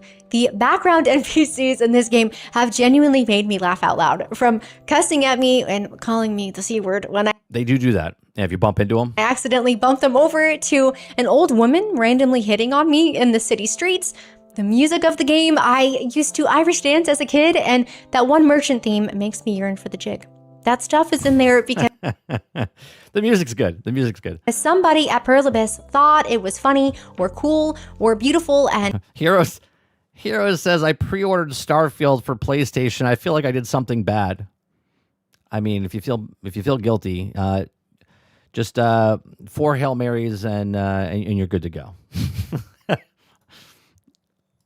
just put it in, because that is what happens when you know your audience and you want to make something that they will love. And at $70, it is understandable people are going to be less patient with any type of launch jank. So even if I personally was not as bothered by some of it, it makes sense that Crimson Desert's initial quirks pushed away certain people. But for the people who decided to stick with it, this is a game built for them, and Pearl Abyss proved that almost immediately. Within 4 days of launch, Pearl Abyss had their first big patch live, with tutorial improvements, keyboard and mouse changes, camp storage, boss nerfs, health item buffs, and then 10 days later after launch, a huge patch. 5 new mounts, faster load times, a sprint toggle, reduced gliding stamina, thank you, instant crafting, bulk storage. Change. They even added a prompt for using keys to unlock doors, which was something. Which, again, another good quality of life. So when you're walking up to a door, it doesn't say, it just doesn't just use the key. I personally was very. What? What do you mean?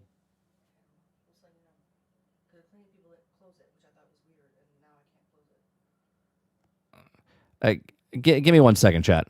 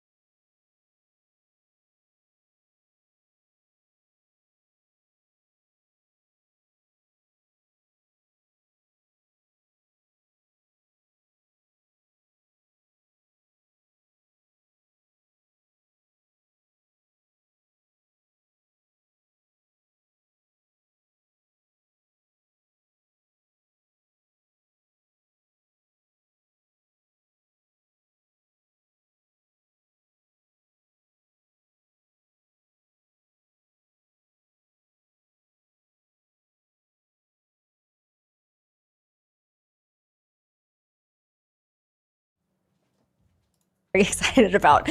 2 major patches in 10 days. They are moving wickedly fast. And yes, it would have been nice if all of this was just there at launch. I think they should have delayed. I do. But like I said yesterday, it's like a double-edged sword, right? No pun intended. Where if it didn't come out, then they wouldn't have had these fixes. Even though the storage one was being fixed, the fast travel stuff, I think, was being fixed ahead of time, because the people that were playtesting it ahead of time, the content creators, brought these up. At least that's what they said when they were.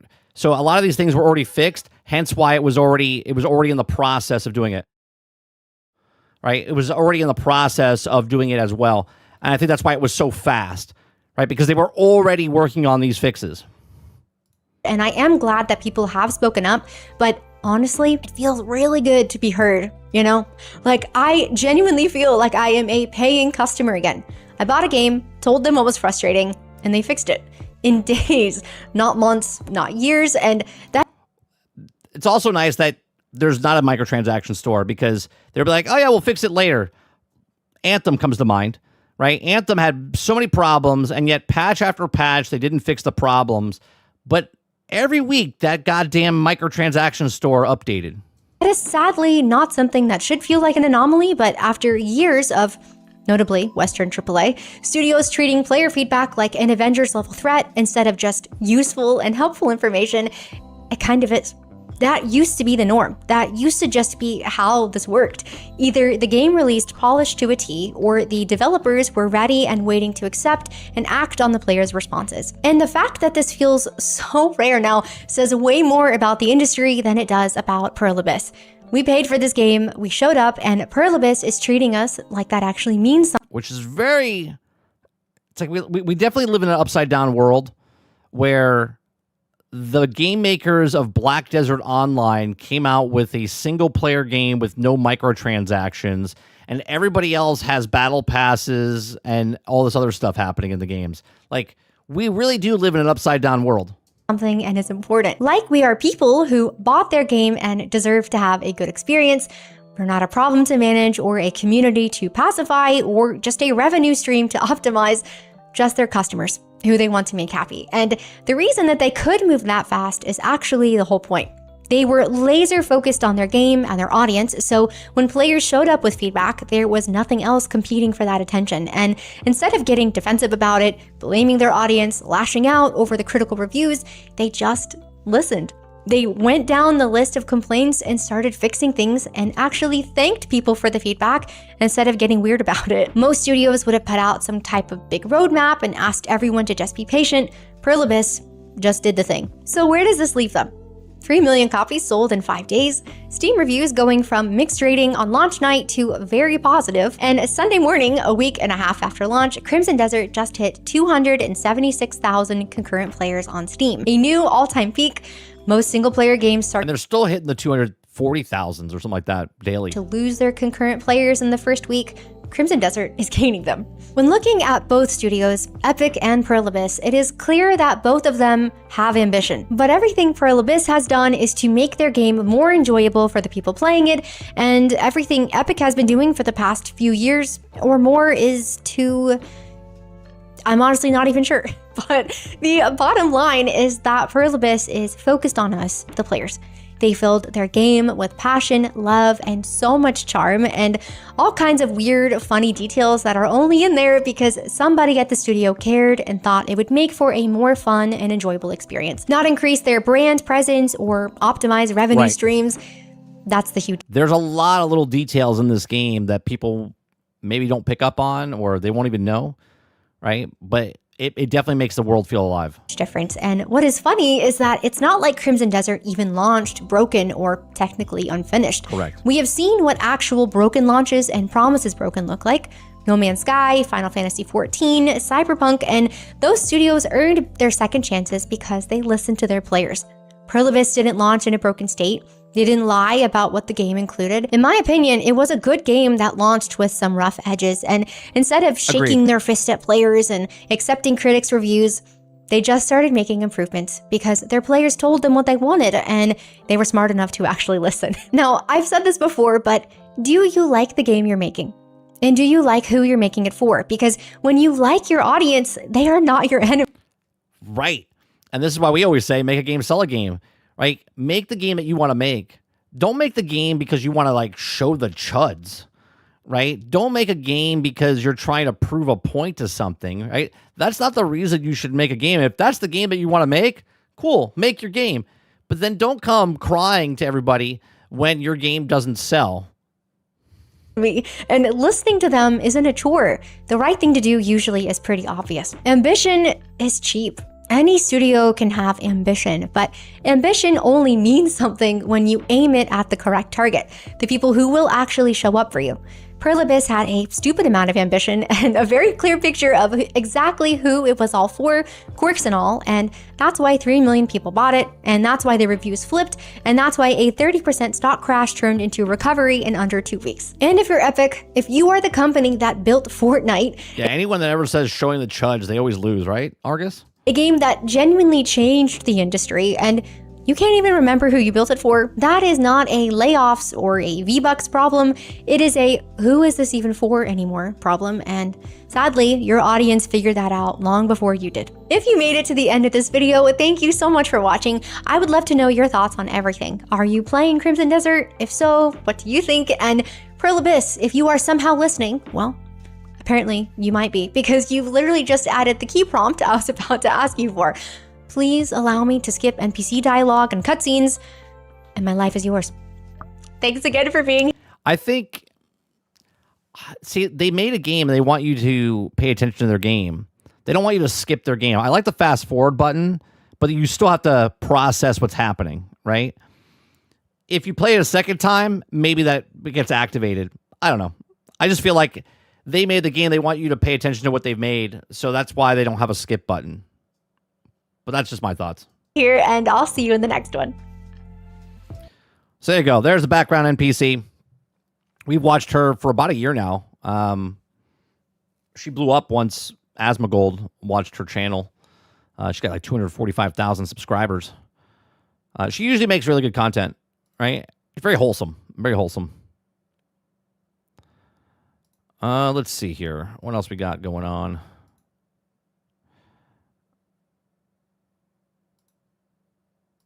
Yeah, Crimson Desert right now, average 24-hour peak is just shy of 200,000, which is crazy for a single-player game 2 weeks in, going to 3. All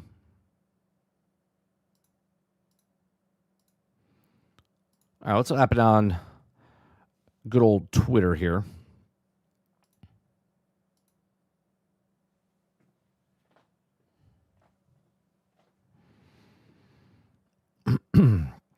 Freelane's update is out. Freelane update, Starfield's biggest update yet, now available on all platforms. It has the ability to fly between planets within Star System.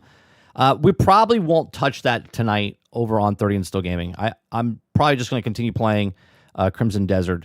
I don't think I'm going to jump into Starfield to see what it is. I don't know. Maybe I'll boot it up this afternoon, see, if anything, if it's interesting enough to go play it.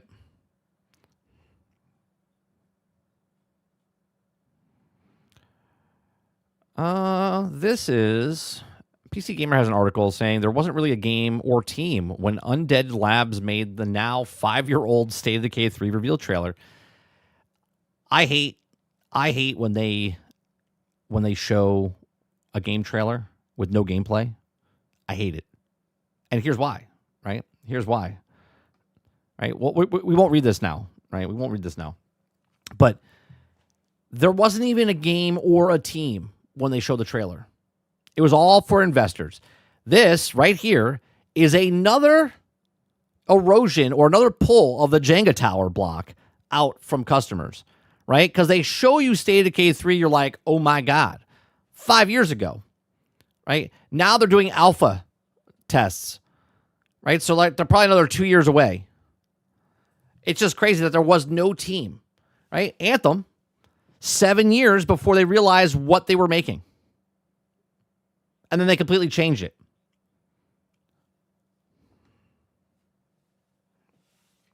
Right, just like Perfect Dark. They're like trying to promote these games, which they think, people are just I'm gonna buy an Xbox 5 years ago just because State of Decay 3 is coming sometime down the road. No, that's not how that works, right? You show game comes out, people buy systems.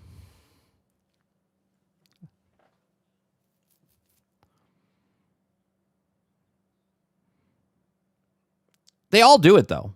They all do it. Again, this is not an Xbox thing. This is a industry-wide problem. Bethesda, 6 years ago, showed Skyrim 6. That wasn't for us. That was for investors. It's for investors. It's so frustrating.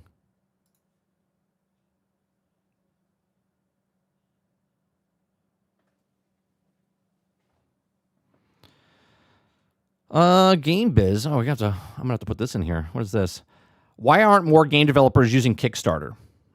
Well, Kickstarter is a whole other reason why some of the industry is in the shitter, because so many people made games on Kickstarter, and then they didn't fruition. They didn't fulfill it. They screwed it over. So people stopped supporting Kickstarter campaigns for a lot of games. Hell, what's the one that the space one? Star Citizen started on Kickstarter, Right? Still not out yet. Still not done.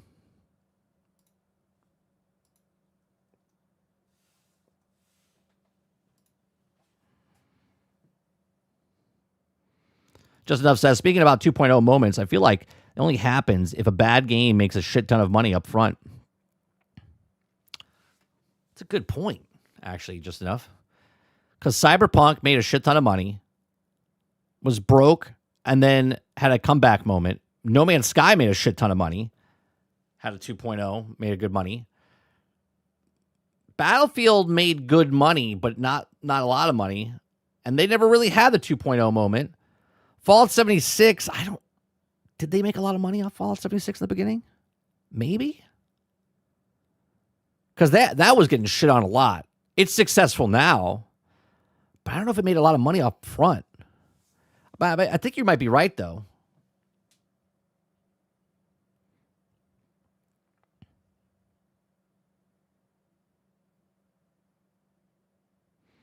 JD Kent says, I'm having trouble sleeping at night. I think that the fuel prices are going to go up in Tim's yacht's private jet. Chat, let's start a GoFundMe. Yeah, I can't sleep. I got to make sure that Tim Sweeney's boat's fueled up. I'm sorry, it's not a boat. It's a yacht. It's probably not even a yacht. It's probably a tanker. Waterbear says, 30. Travis asked yesterday if you think we see John Wick this year. I'm thinking either late 2027 or 2028 or the game for that game. It only says one quick teaser trailer. 2028. 2028. If we see it at all. Where's Blade? Where's Blade at? Senator says that's exactly why I never get excited over a CG trailer. CG trailers show you nothing but concept. I want to see actual gameplay footage before I see anything for the game. Right. I hate it. Like, if you have nothing to say about the game, then don't show the game. Like, if you're going to show a game, show the trailer, but show me gameplay so I know it's real. Problem is now you don't even know if it's real because now it can be made by AI and it looks like it's a video game.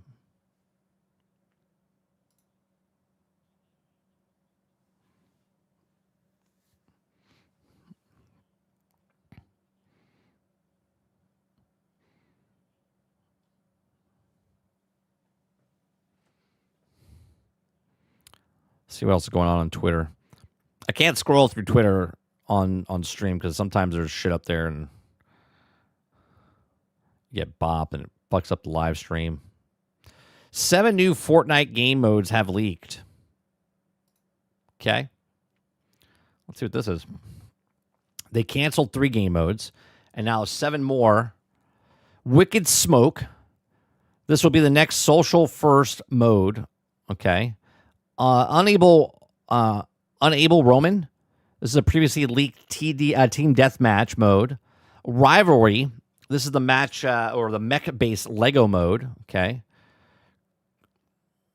Kuro Box. This is a previously leaked new Lego mode. Match Mist. A new reload related mode / map. Baby Corgi. New mode like related to Ballistic. And Bulldog and Husky related to Disney mode. Interesting. It's not saying much there, but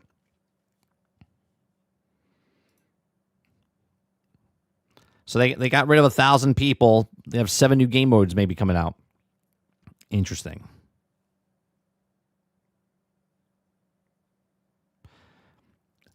See, this is how you know you can find people that are like that are like crazy. I'm just going to read this heading to you.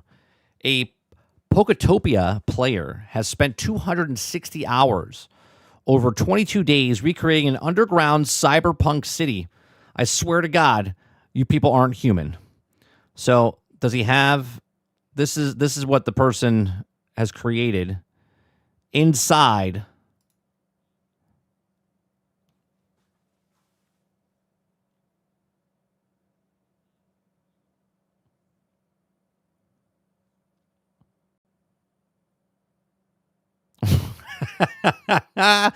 What are we talking about?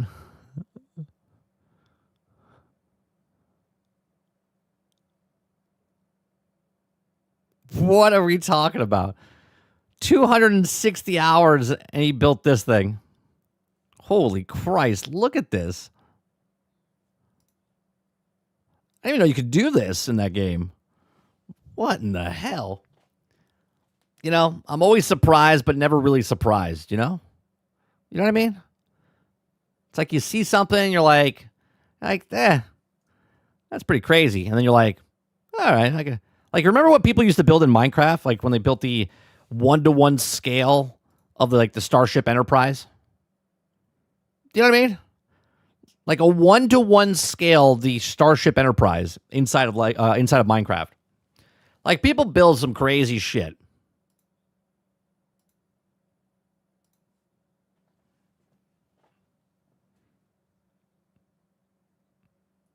Right? Nintendo is preparing a suit now. They're like, this is going to do something. It's funny. RoboCop is coming to TV. Amazon is reportedly moving forward with the streaming series based on the original 1987 sci-fi classic. The series was originally announced in 2024 with James Wan producing, although it's unclear if he's still on board. They're going to fuck that up. They're going to fuck it up. We can't have nice things anymore, chat.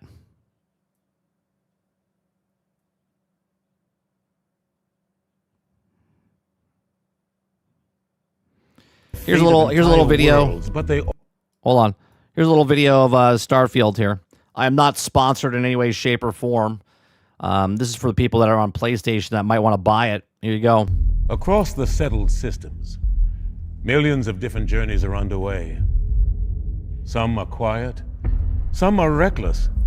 Some change the fate of entire worlds, but they all begin with the same question. Why is there 1,000 planets?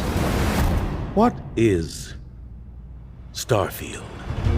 Is it the next horizon? The next major discovery? Worst part of the game. Or is it simply asking, what else is out there? Is it the first I'm allowed to say where space... I'm allowed to say certain things are bad or good in the game because I put 246 hours into the game. Bends in front of you, piloting a ship you built by hand. Built by hand? Peacefully crossing the stars towards worlds of endless wonder. Working. Hunting. Smuggling. Building. And somewhere along the way, the crew beside you?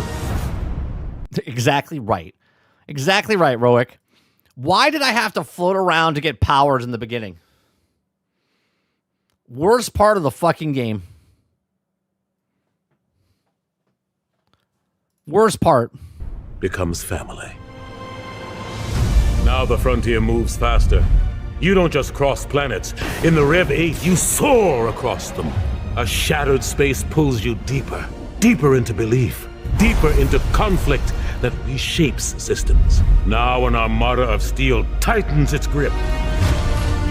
Tighter on your journey. Tighter across each... You know what I can't wait for? When PlayStation players, like 4 or 5 million people buy this. And then there's no...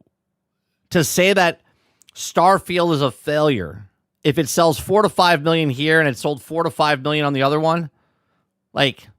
It's just silly. It's still successful already, even though people don't like it as much as Skyrim or Fallout.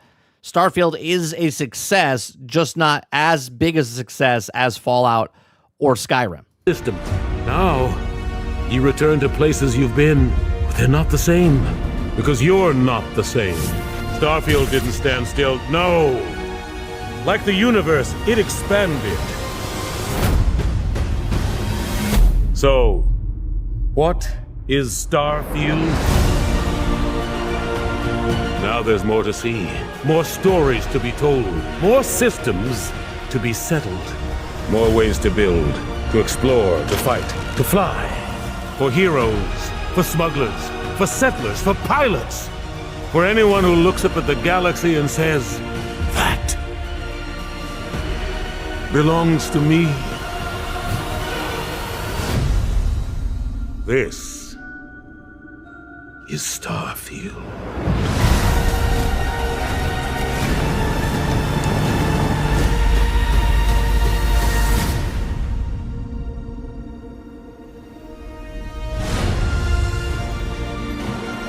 Remember, he was the Frank and Beans guy from Something About Mary.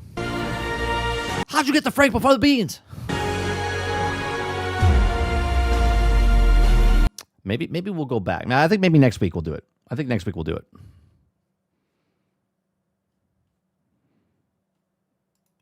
Did they give 60 frames per second on console yet? Yeah, it was 60 frames has been on console like 7-8 months after, I believe. I don't remember. Let me see.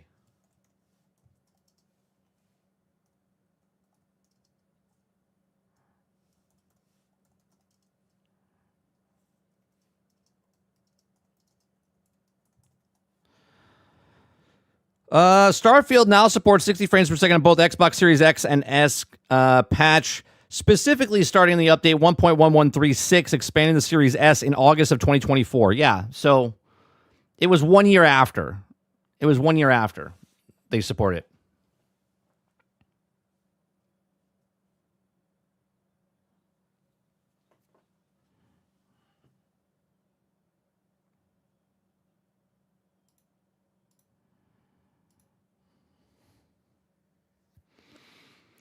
Let's see.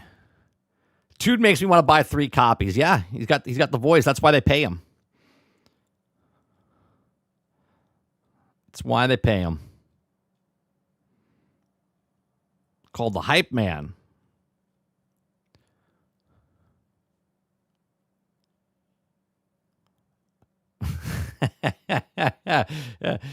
JD Kent says, when you read my text, have that voice in your head. That's what I sound like. All right.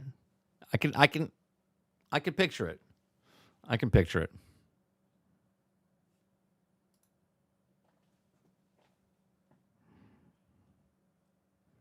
What's this?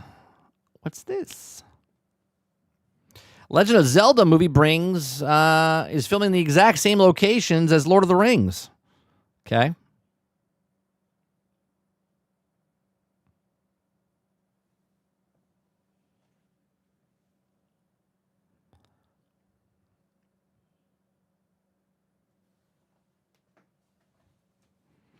This is such a weird statement because none of this is in fact. Okay? I'm going to let you guys just read this out loud. Okay? This is not actual fact. But this person wants you to believe this. Right? The show got canceled. It was one of the worst performing shows. Not Marvel shows, worst performing shows, all of Disney Plus.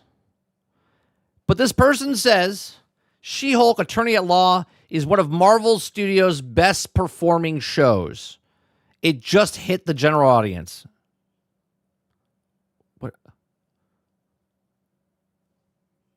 What are we talking about? What are we talking about?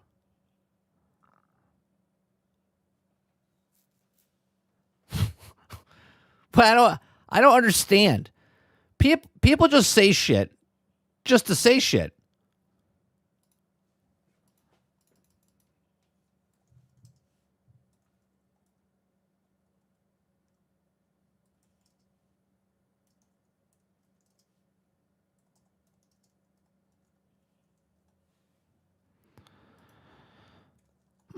Let's see.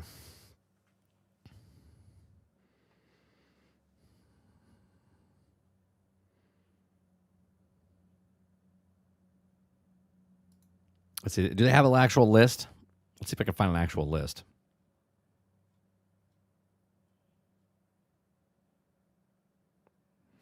It's literally star rating of 5.2. 5.2. It's literally one of the worst rated shows. Just to put it in perspective, Book of Boba Fett is a 7.1. If you know, you know. Okay? It literally is lower than Willow. Willow is a 5.7. Lower the National Treasure Edge of History. I didn't even know that was a thing that came out. Okay, lower than that.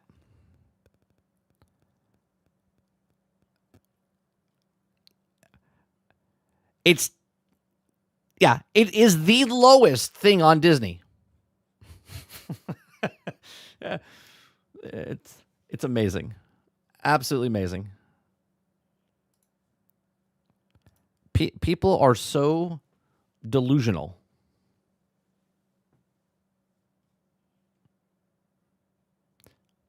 Now, that might be a troll. Might be a troll. Let's go on, Michelle. Like, people, you can have an opinion and say, I like said thing. Nothing wrong with that. Right? Nothing wrong with that. But when you come out and you say that this is the best thing they've seen, like on Disney Plus, that's in the general audience, there's the most popular show. Like, what are you looking at? There's actual data out, and it's the worst. Not one of the worst, the worst.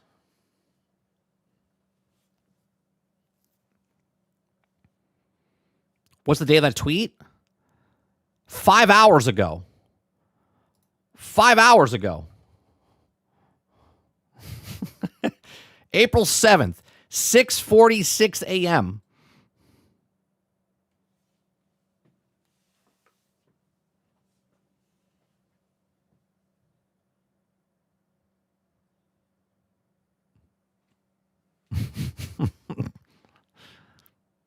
It's just ridiculous.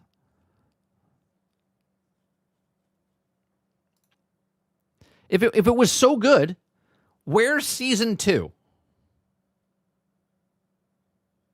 Like, we do understand that Mario, the movie Mario, right? Mario number 2 came out just 3 years ago, and that got beelined, right? So as soon as Mario 1 made a shit ton of money, they're like, we need to make number 2. It was already in the pipeline, ready to go. Sonic 1, 2, 3. These things, when something's good, it's in the pipeline. It's ready to go for the next one, right? There's no pipeline here. There's nothing. It's done. Everyone's like, oh yeah, Shang-Chi is great. Where is Shang-Chi?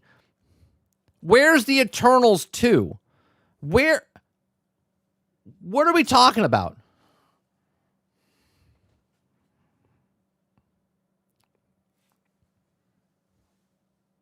Can we see other tweets from that user? All right, let me see. Let me see what they're doing. 118,000 followers, by the way.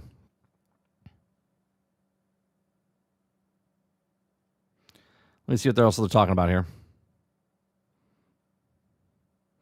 Their other tweets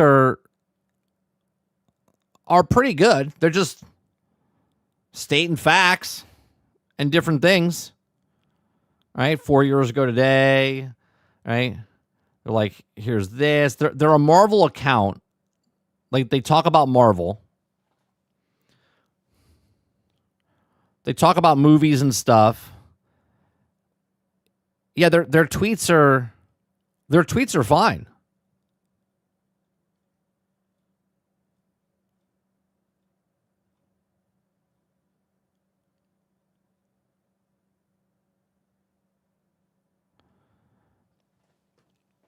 Yeah, no, seems pretty normal. That one tweet is a standout.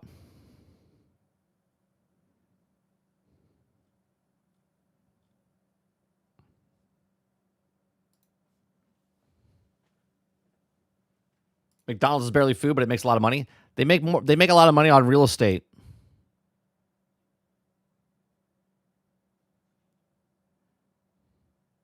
McDonald's is a real estate company, really. It all did well, 30 in their heads.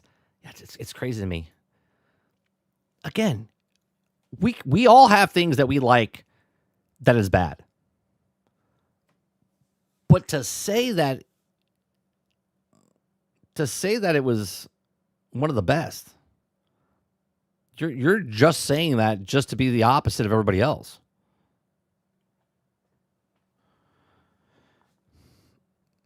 You sent me a video, 20 minutes. We're not watching that today. First Light, Beyond the Light. Maybe we'll watch that tomorrow. We'll watch that tomorrow, maybe. Maybe.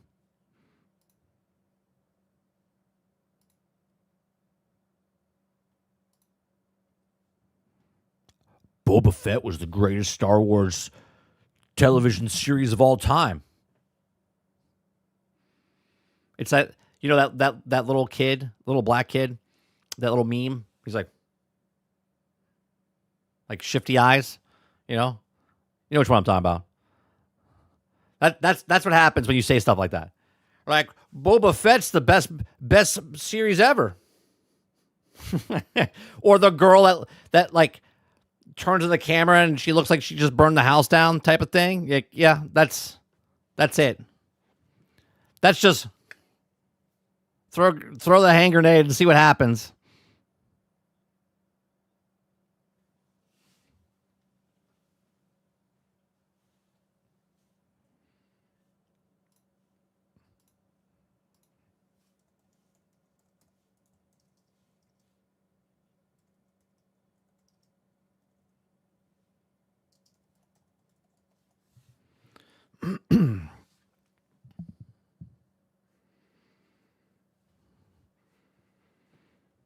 Roadkill, earlier you said that PlayStation passed 100 million units. Is there a source for that?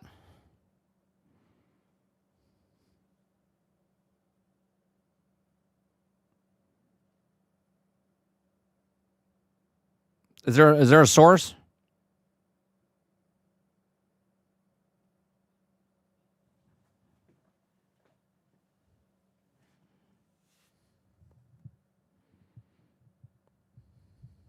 Trust me, bro, that's the source.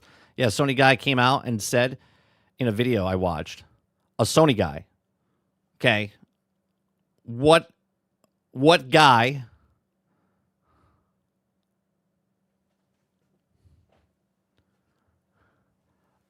not a Sony YouTuber, like a Sony CEO, just made an announcement about some Chinese and Japanese guy. Okay, so if I type in PlayStation 5 total sales,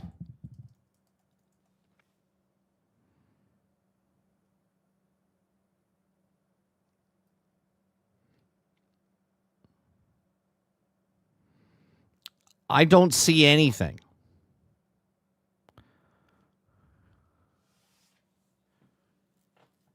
Like, you would think that people would be writing articles about it right now, right? I'm not saying it's false. If he saw it, that means someone else had to see it, right? Roadkill doesn't have like a special plan to see this person make the announcement.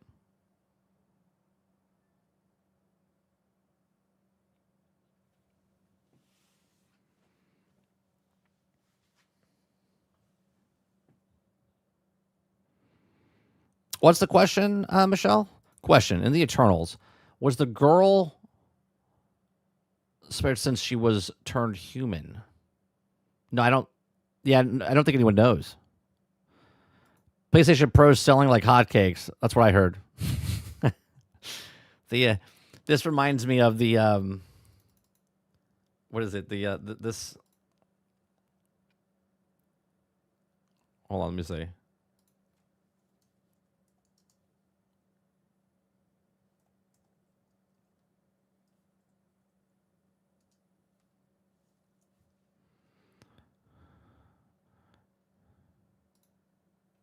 In 1930, the Republican anyone, the Great Depression, passed the anyone Tariff Act. Where is it? No. Government. Oh no, this is the wrong one. This is the wrong one. I was trying to get the Ferris Bueller. My mom's sister's brother's cousin's nephew's.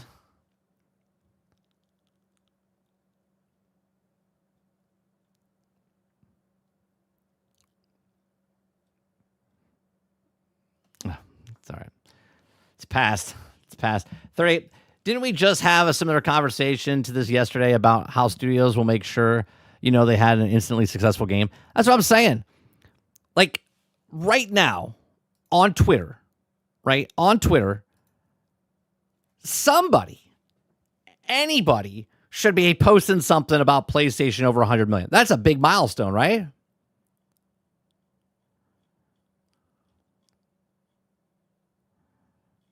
But where is it?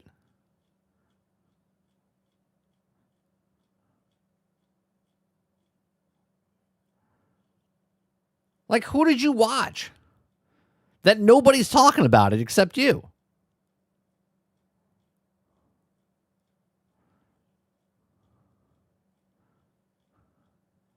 There's no way that Starfield is the biggest news right now if PlayStation, during the most expensive part of gaming history, that people are spending $900 on a box and they got over 100 million.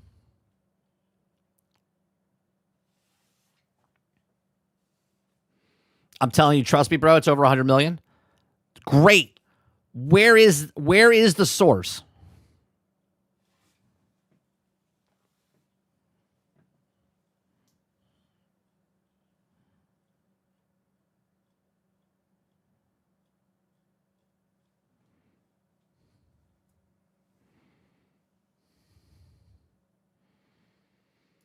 The scalpers are going to buy all the PlayStations.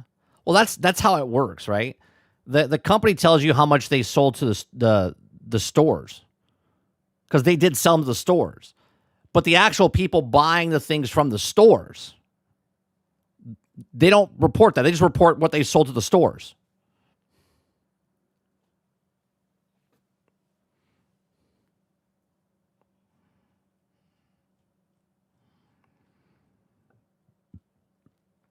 That's why there's a difference between shipped and sold.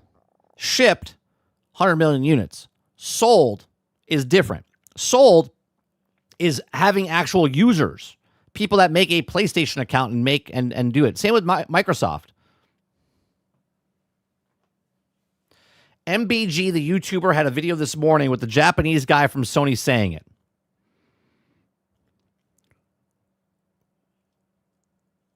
But roadkill. Again. Okay. Again. If there is a story, how come no one's reporting on it?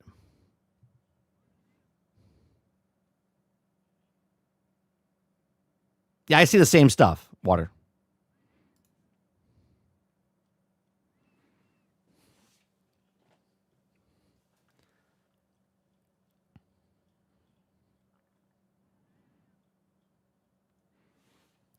All right.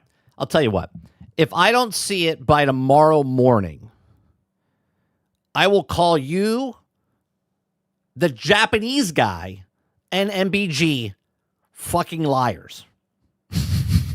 All right? That sound good?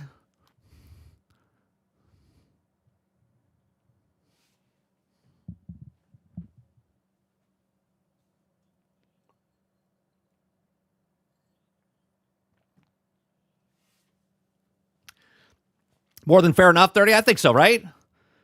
Because, look, I want to believe you. I'll report the news when the news is reported. No one's reporting the news.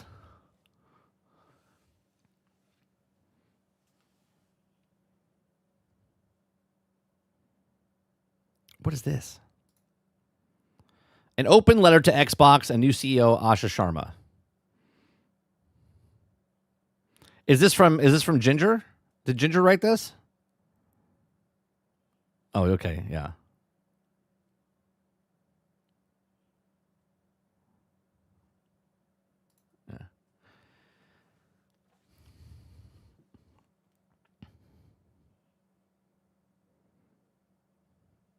So here's what I'm getting. Ready?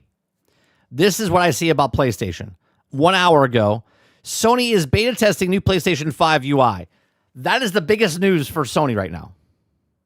That is the biggest news for Sony right now.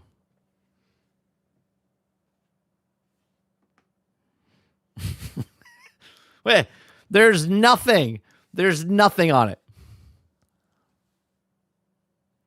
What was the context? Was the context of we will be selling 100 million units? It's actually not that hard to believe either, given the trend with Sony consoles. But brother, you need a freaking source. Right. That's all I'm saying. Where's the source?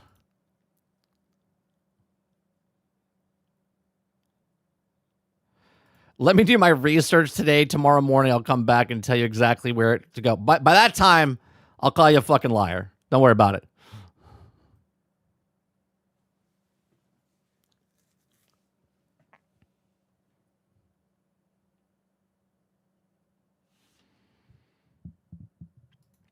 I'll meet you at the door. I'll meet you at the door. And when you get here, I'll call you a fucking liar, and then I'll invite you to my house.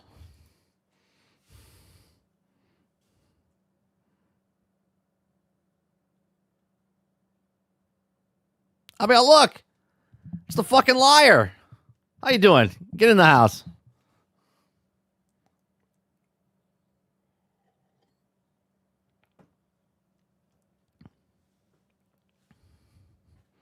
Hey, come on. Get in the house. Anything out of your mouth I wouldn't trust. Now, if it's true tomorrow morning and the guy says we've sold 100 million units, you're not a liar. I just find it weird there's no story.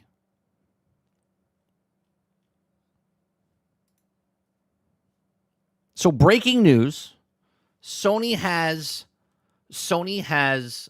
broke 100 million units, and only MBG knows this, and nobody else on the internet knows it right now.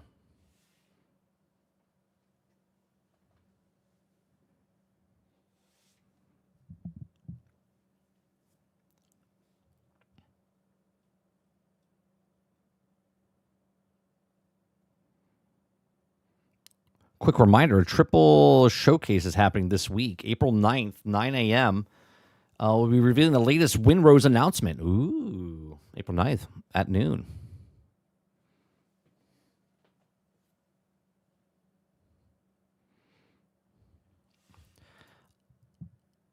I know I just Googled it. I got 92, but I'm telling you, some little Japanese guy said it.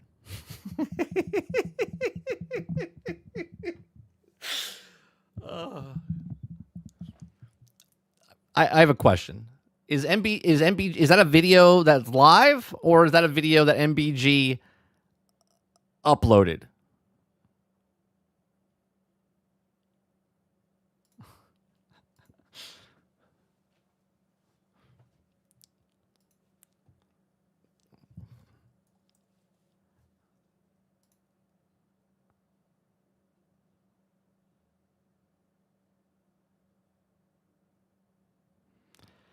Is it the one that says new AI refresh will scan you in the game from 2 hours ago?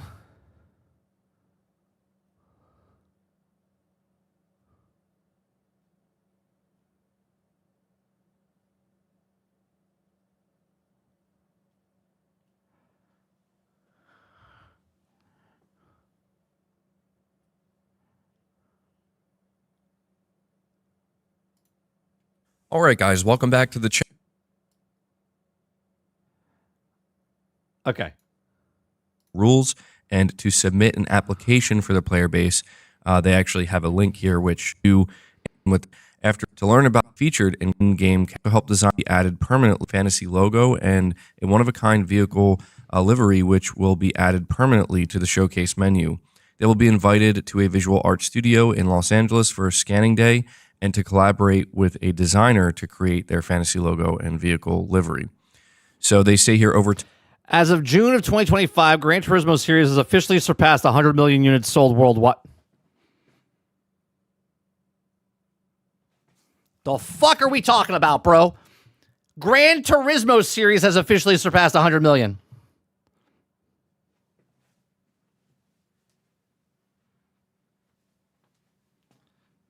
Bro, it's not that hard. It's not that hard. Time we look forward to expanding the player base as additional PlayStation studios participate, having fans featured in ways that fit each game. This is the problem, Roadkill. This is the problem, right? One, you're not a fucking liar, okay? You just don't know how to read, okay? Because him saying it on the screen, 100 million units sold, all you saw was Japanese guy from Sony and said 100 million units sold. You are so into Sony's pants that you can't even see past what is on the actual screen. Game's own style and world. Stay tuned for updates. So, see, I am not a hater. Right? I am not a hater. I hate that people say stuff and it's not true. there you go. I mean, I'm going to be honest. I think this is a little strange. I like the idea behind it. Like, it's cool that they really want to get the most dedicated and loyal fans and integrate them in some way into like future or, current PlayStation games. That's kind of cool. But, what this really got me thinking about once again is PlayStation Home and the idea that Sony could try to do something like this. Maybe not as intense. I mean, they're talking about actually going to the studio and getting scanned and stuff like that. But, it just kind of reminded me of that. The idea of like PlayStation fans being able to kind of be in PlayStation games. That's kind of what PS Home was to a degree, right? But in a social space. But yeah, I don't know if you guys are interested in this, but it literally says the Gran Turismo series would not have reached 100 million units. All Roadkill saw was this. All he saw was this big giant number. Do you understand now, guys, why Sony and Xbox put 4K in big bold print on the corner of the box, or say 8K or 4K or whatever it is? Because people see just that and nothing else. And nothing else.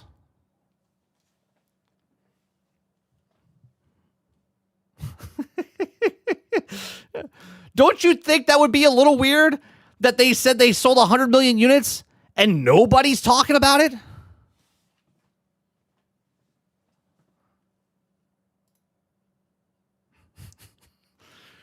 Fucking unbelievable.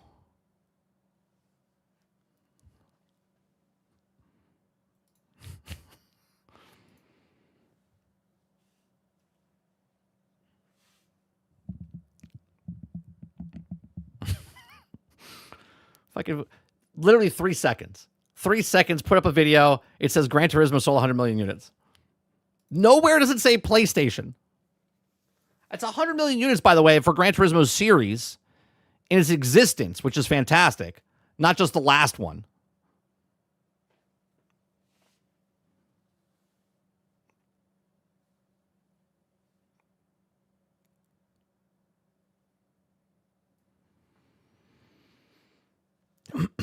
You're dominating in something. You're dominating in something, Roadkill.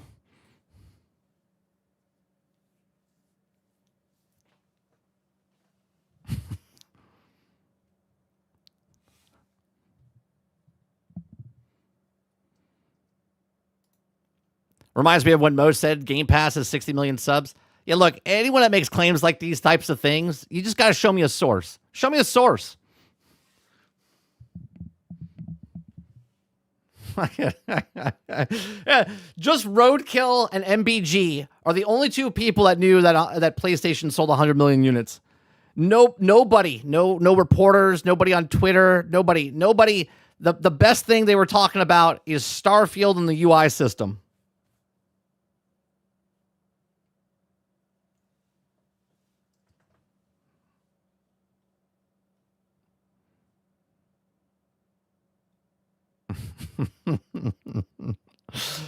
Oh God, it's like once a month somebody comes in here and says something absurd.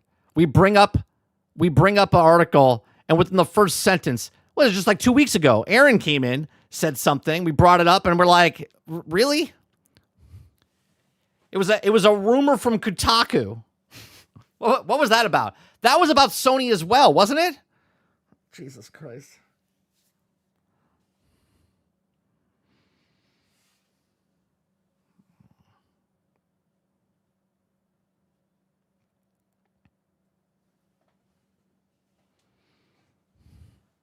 No, he didn't bugger off, Travis. He can't speak in chat. He's here. You can say hi, Aaron. Hi, Aaron. How are you? Yeah, Aaron can't speak.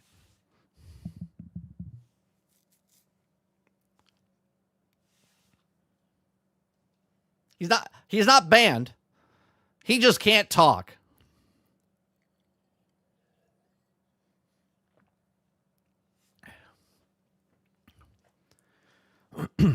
Hero says, imagine making a YouTube video that's saying 100 million consoles sold, but actually it was a racing game. No, he didn't make a video about 100 million about that. He wasn't talking about that. MBG wasn't talking about 100 million units for PlayStation. Let me that be clear. MBG wasn't talking about 100 million units sold for PlayStation. He was talking about the UI. He was talking about the announced Gran Turismo 100 million units sold for the series. He didn't make a video about saying 100 million. Roadkill, it's like a bad game of telephone. Roadkill said that MBG had a video of a small Japanese guy talking about 100 million units sold for PlayStation. I just want to make that clear, Hero, because some people don't read past the title. You know what I'm saying? So I just want to make sure I say that out loud.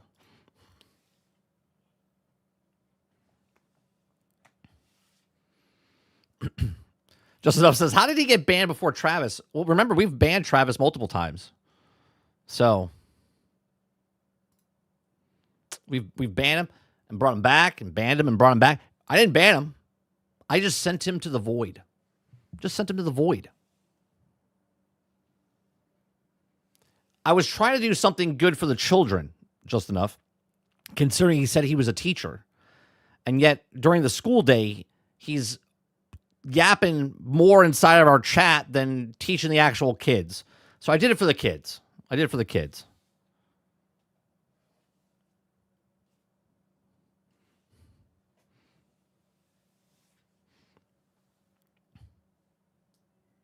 Yeah, you've timed me out, not banned.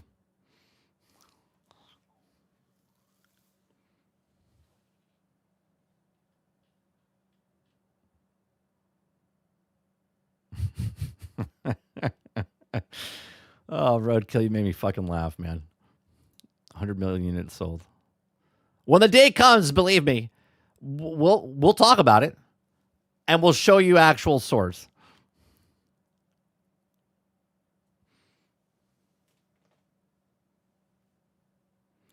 Yeah, I don't ban people. I think I have 5 bans, that are actual bans. In all the years I've been on streaming, I think I have 5 bans.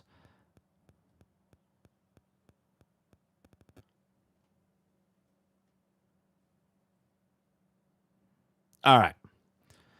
And on that note, we're going to be done for this morning show for the Daily Grind.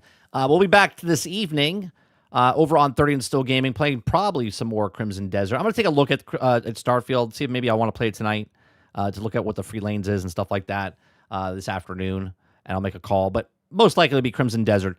That'll be back tonight, 8 p.m. Eastern, over on 30 and Still Gaming. I'll be back tomorrow morning, Wednesday edition, for the Daily Grind. I appreciate you very much. Hit that like button. Hit that subscribe button. If you'd like to go above and beyond that, become a member as little as $5.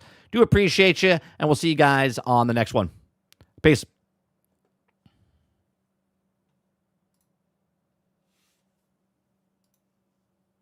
Yeah. There's a difference. Not all money is the same.